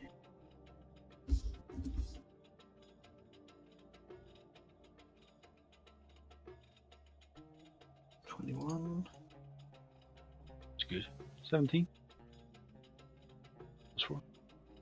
Yeah.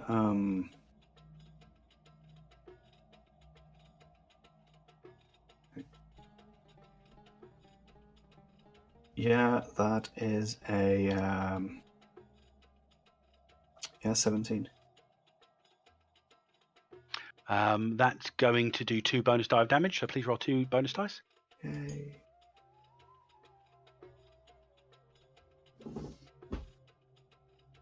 There's a mighty explosion from the right-hand tent. Who's firing the Daka gun on the second tank? That's me. Go for it, kid. I like to think that if he was actually just a child firing the big machine gun, He would be going Daka. it's just a funny image. Or just unable to anchor the gun at all, and it just waves all over the place as he pulls the trigger, and then even the mounted recoil is enough to take him off his feet, and he loses complete control of his targeting. That's a bonus number of 6. I think that's going to hit. What's your total? 15. That's 1 bonus die of damage due to the multi-target. Again, 35 rounds because there's 5 within there. 15, but the +4 for the... +4 or +7 for long burst? +4, isn't it, for the long burst? So that's actually 2 bonus die 19. damage. Yay. What's the damage? Oh, this. Am I doing the top mounted machine gun? Yeah. 15. Right. 250 ammo. Okay. All 2 6s.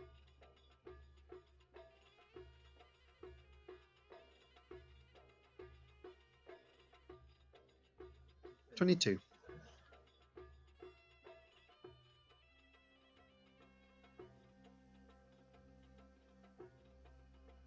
Okay, land vehicles rolls from the drivers, please.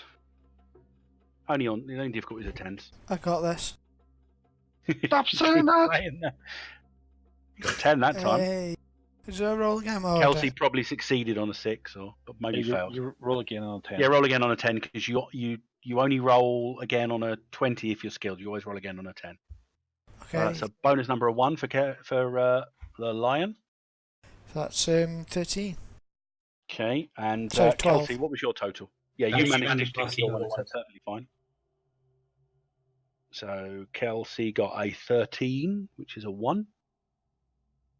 Yeah, I got over 10. There was a brief instant where your tank swerved slightly, probably due to the recoil of the shock in your point of having the cannon go off next to your left ear. You hadn't noticed, but the previous driver was wearing headphones that you aren't necessarily wearing, but you recover quite quickly. Very swiftly on to second round. You take it to them. Still dramatic. The villains are going to get a setback. You guys go first. You can see the camp scattering. Or not really yet, but they're reacting to the explosion. Guess what, guys? We get attack again. New card. I'm going to shoot the gun. Go ahead. We moved closer now. Yeah, you're moving the full rate of the tank, which I think you're now going to be about 400 meters away. 15. That's 1 bonus die damage. Okay. You still going after tents? Yep.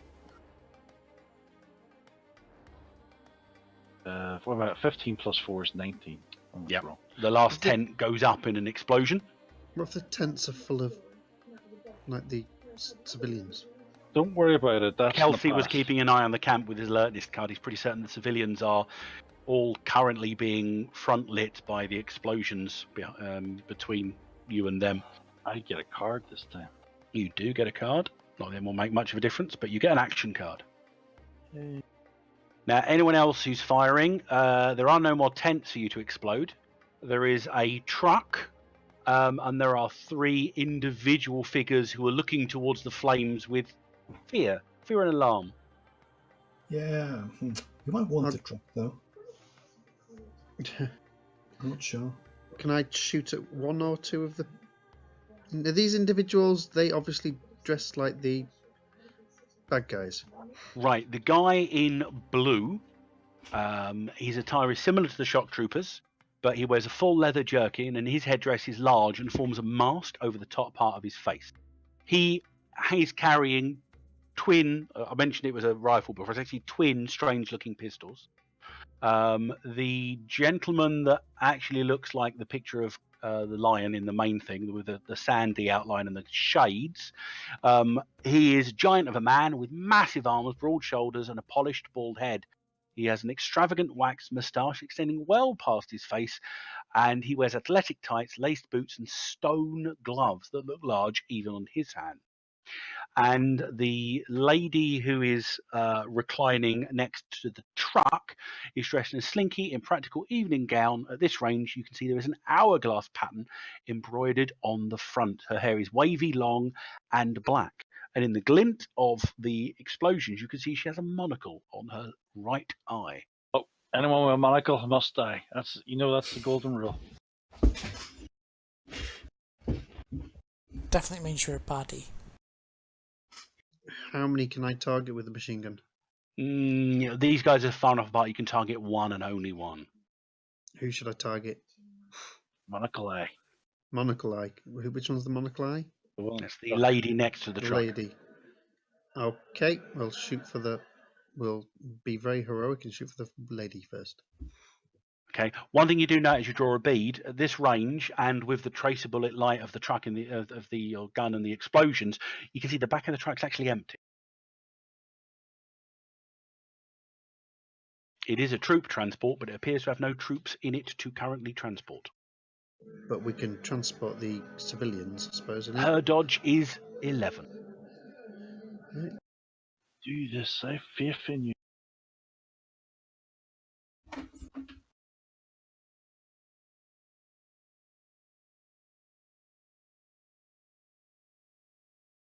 That is fire combat. No, It is 10. fire combat. 10. I'm gonna. Oh, we can play cards, can't we? You can. Oh, we should have put one on last time as well, should we? You should have done. She is going to actively defend. No, she won't use favoured for that. So that's a bonus number of 2 on her dex. So her actual defence is 13. I will play a hero card.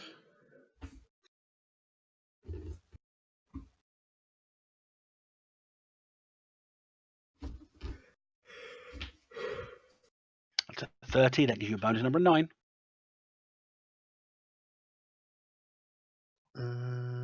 18.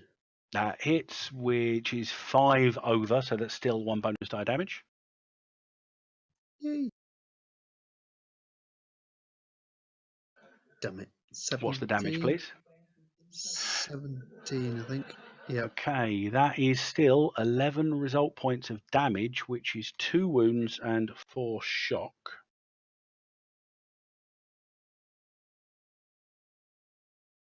She is going to spend a possibility. And soak.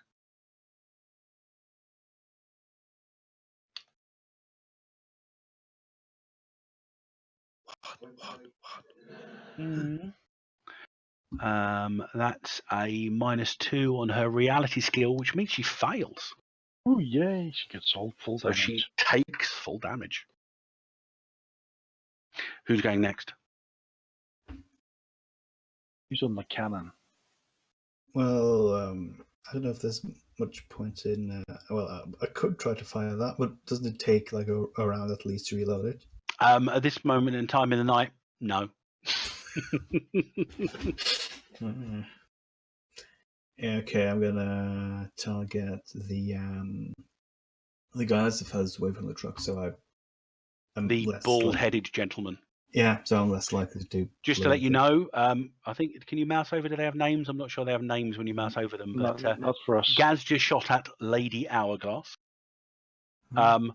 For his benefit, you're not skilled in heavy weapons, so you don't re-roll the 20.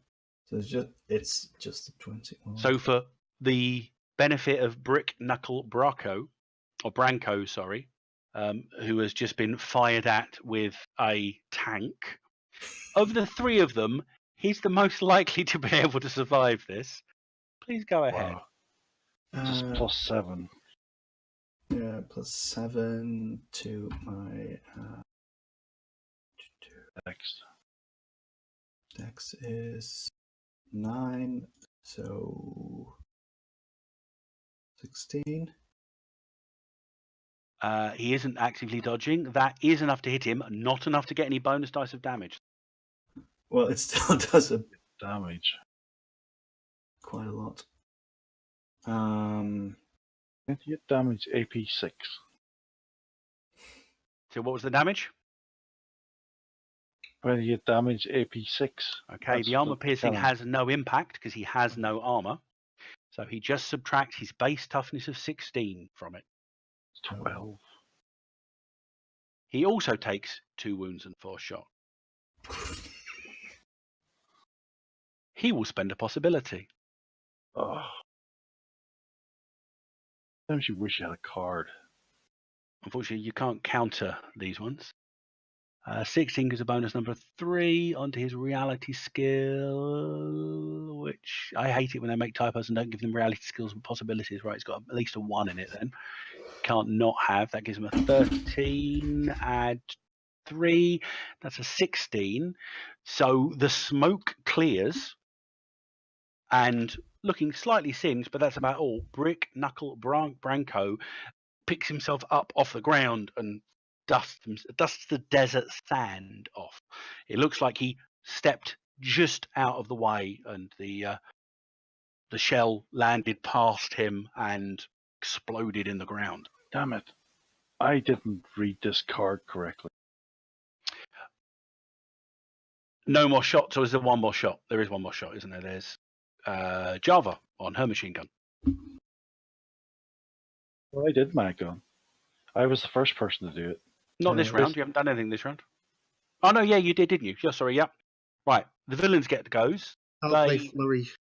Oh, okay. So you get another go before the villains. Go ahead. The villains are set back as well this round. I'm going to try and finish this woman off then. 2 drivers haven't done their turn yet. That's all Can right, I play? Can I play a card because I didn't actually read the card properly? Should we get a card for attacking, by the way? You should do. Anybody that got an attack. So I think I already gave one to you, didn't I, Java, for the attack? Yeah, you give me the action card. 14. So Heidi gets Martyr, Oh. and the kid gets Leadership. So, John, the card I wanted to play is the card I've had in my pull for ages called Seize Initiative, which I didn't understand how it worked. Right, and what it allows you to... Keep the card we've got, because I wanted to keep that card. What, the one for the last round, or... Oh, this card. It says you have to play... We've not moved yet, so... Oh, it says on the card you have to play it at the beginning of the round? At the beginning of next round. So before, when I draw a card next round, you go, no, I want the last one. Oh, okay. Or I want you to do a new one. Okay. So who's the kid firing at this time? The woman again. Okay. And I got, I was +6. So 15.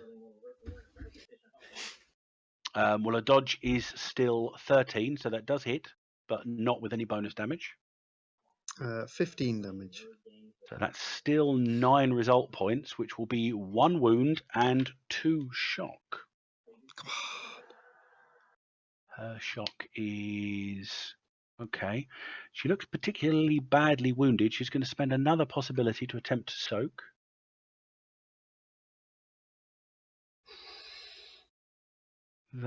Okay, so she remains at 2 wounds and 4 shock. The villain's setback.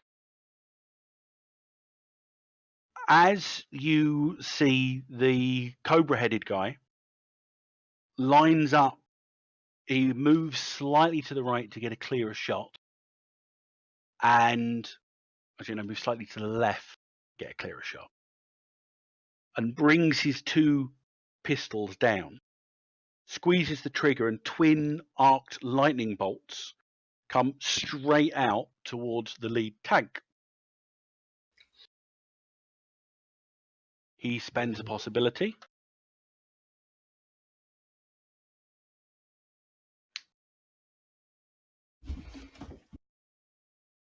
Which makes him a 33.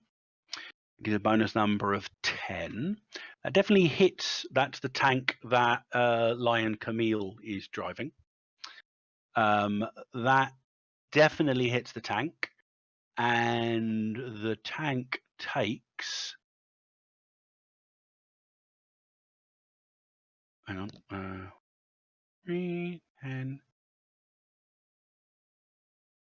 25 AP4 damage. We've got toughness 26, bracket 6, wounds 4, whatever that means. So 6 of it is armor. So 4 of that is taken off. So reduce your toughness by 4. How do we do and that? then apply 25 to it. How many? What's the difference? Toughness versus 25 is. It's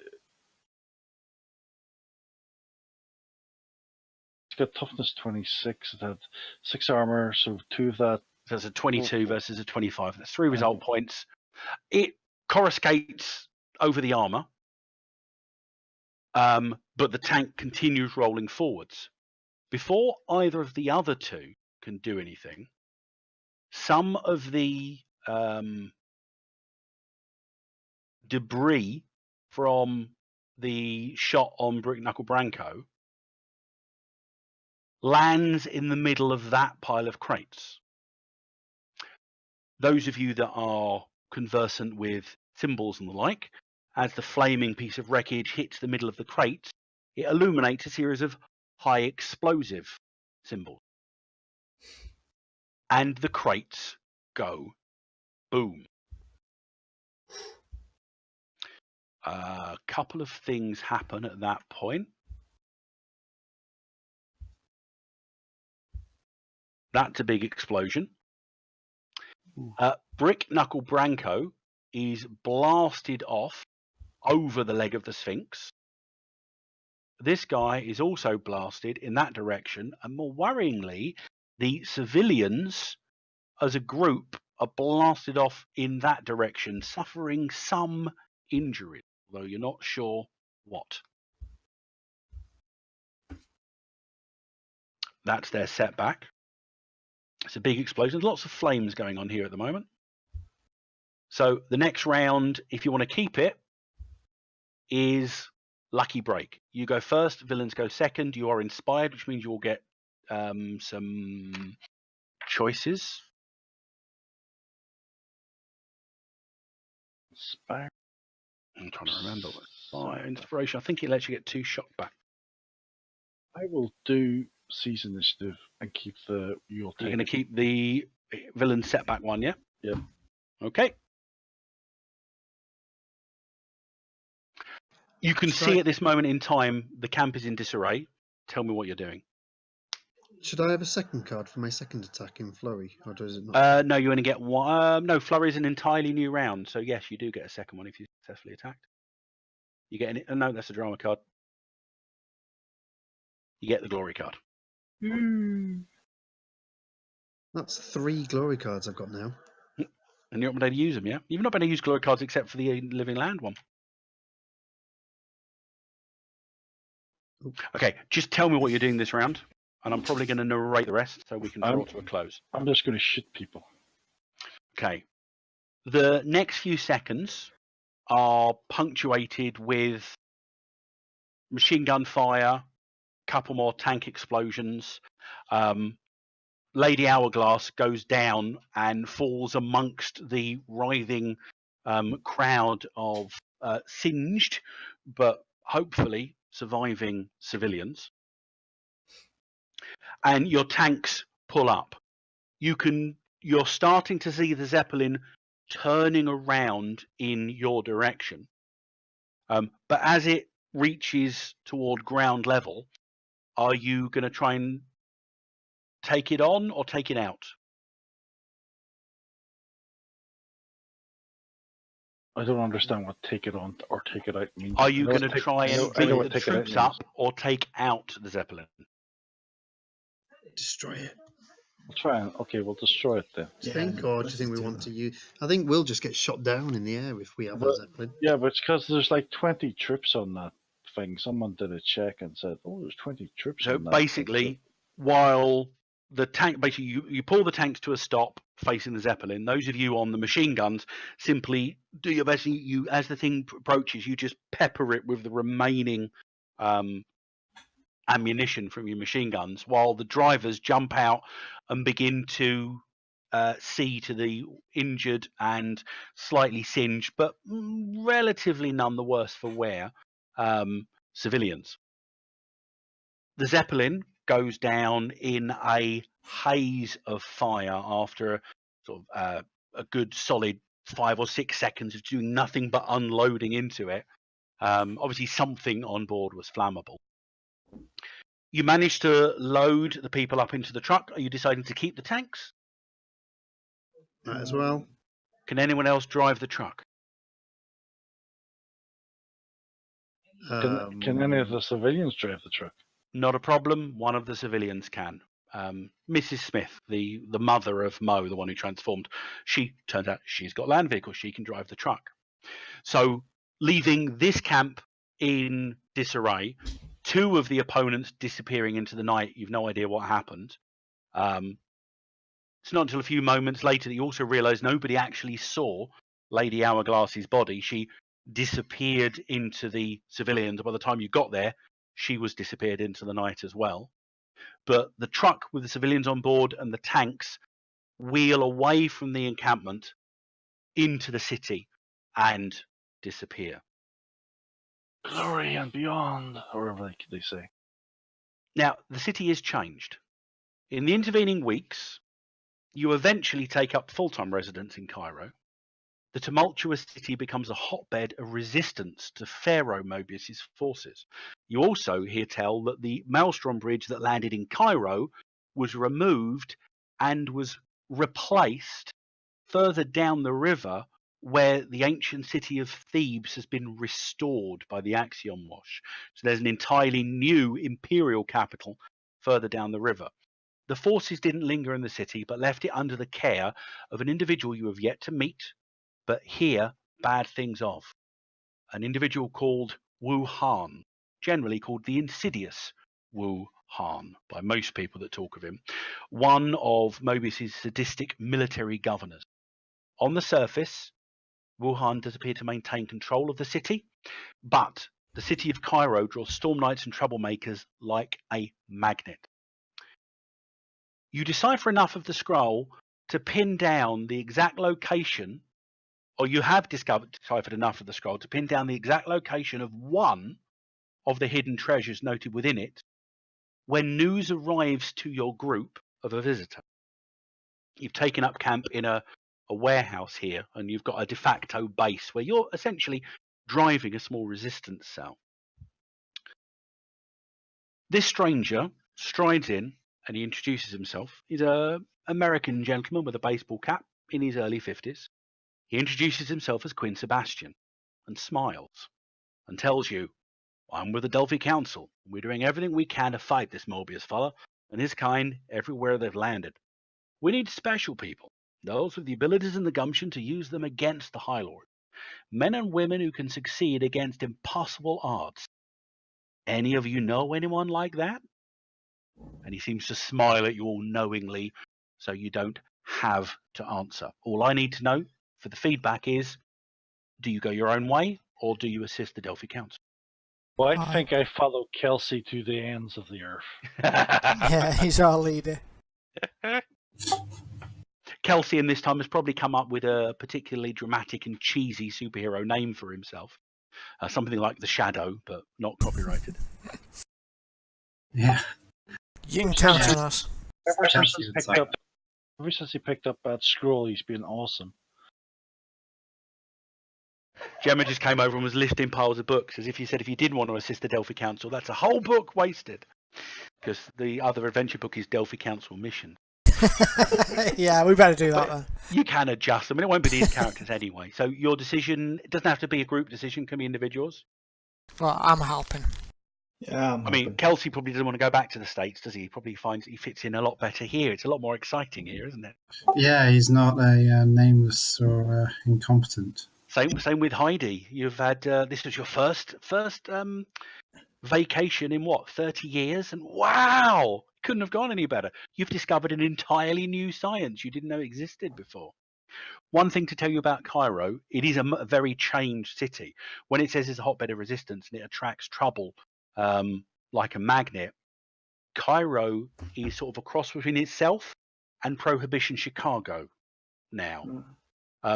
Some of the architecture has changed. There are speakeasies, there are gin joints, there are resistance dens and the like throughout Cairo now. So it's as much like 1930s America as it is a revived ancient Egyptian city. It's quite a strange mix that you've got in Cairo. But cool, well done. I mean, frankly, going into that last fight with tanks, you've got 3 opponents who are all possibility rated. One of them basically has the same power that Heidi has. Brick Knuckle Branko, the worst thing you do is get into hand-to-hand combat with him. He has unarmed combat of 15, and he does 16 damage with his fists. And Lady Hourglass, again, you don't want to get her up close because she has mind control. Only works on men, though. It wouldn't have worked on me then. Oh, yay. Yep. Wouldn't work on Java or Heidi, but all the others. Mind control with her persuasion skill, which is a 16. Quite difficult. So you guys did well. Good choices. Awesome stuff. Next week, our penultimate outing to the south of France. France. A small touristy area in Orange. Or Very good. Orange. So it'll be not a local. Basically full of English people then. There are some foreigners. Your choices are Theo Tenelon, a Roman Catholic trainee priest with a bit of burnout. Harlequin, a street youth. Chloe Beaumont teaches history and is pursuing her doctorate in ancient history. She's on a sabbatical, studying the Roman sites here in Orange, with her sibling, Adrian. There is Arielle Favreau. She is the town's resident Wiccan, so she's a paganist. There is Camilla Delaine. No one in Orange knows that in her youth, Camilla was a notorious jewel thief. So you've got a slightly aging female Pink Panther.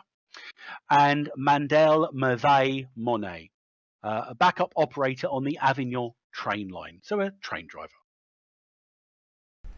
But off shift and enjoying a layover. I'll post them up, but those are the ones.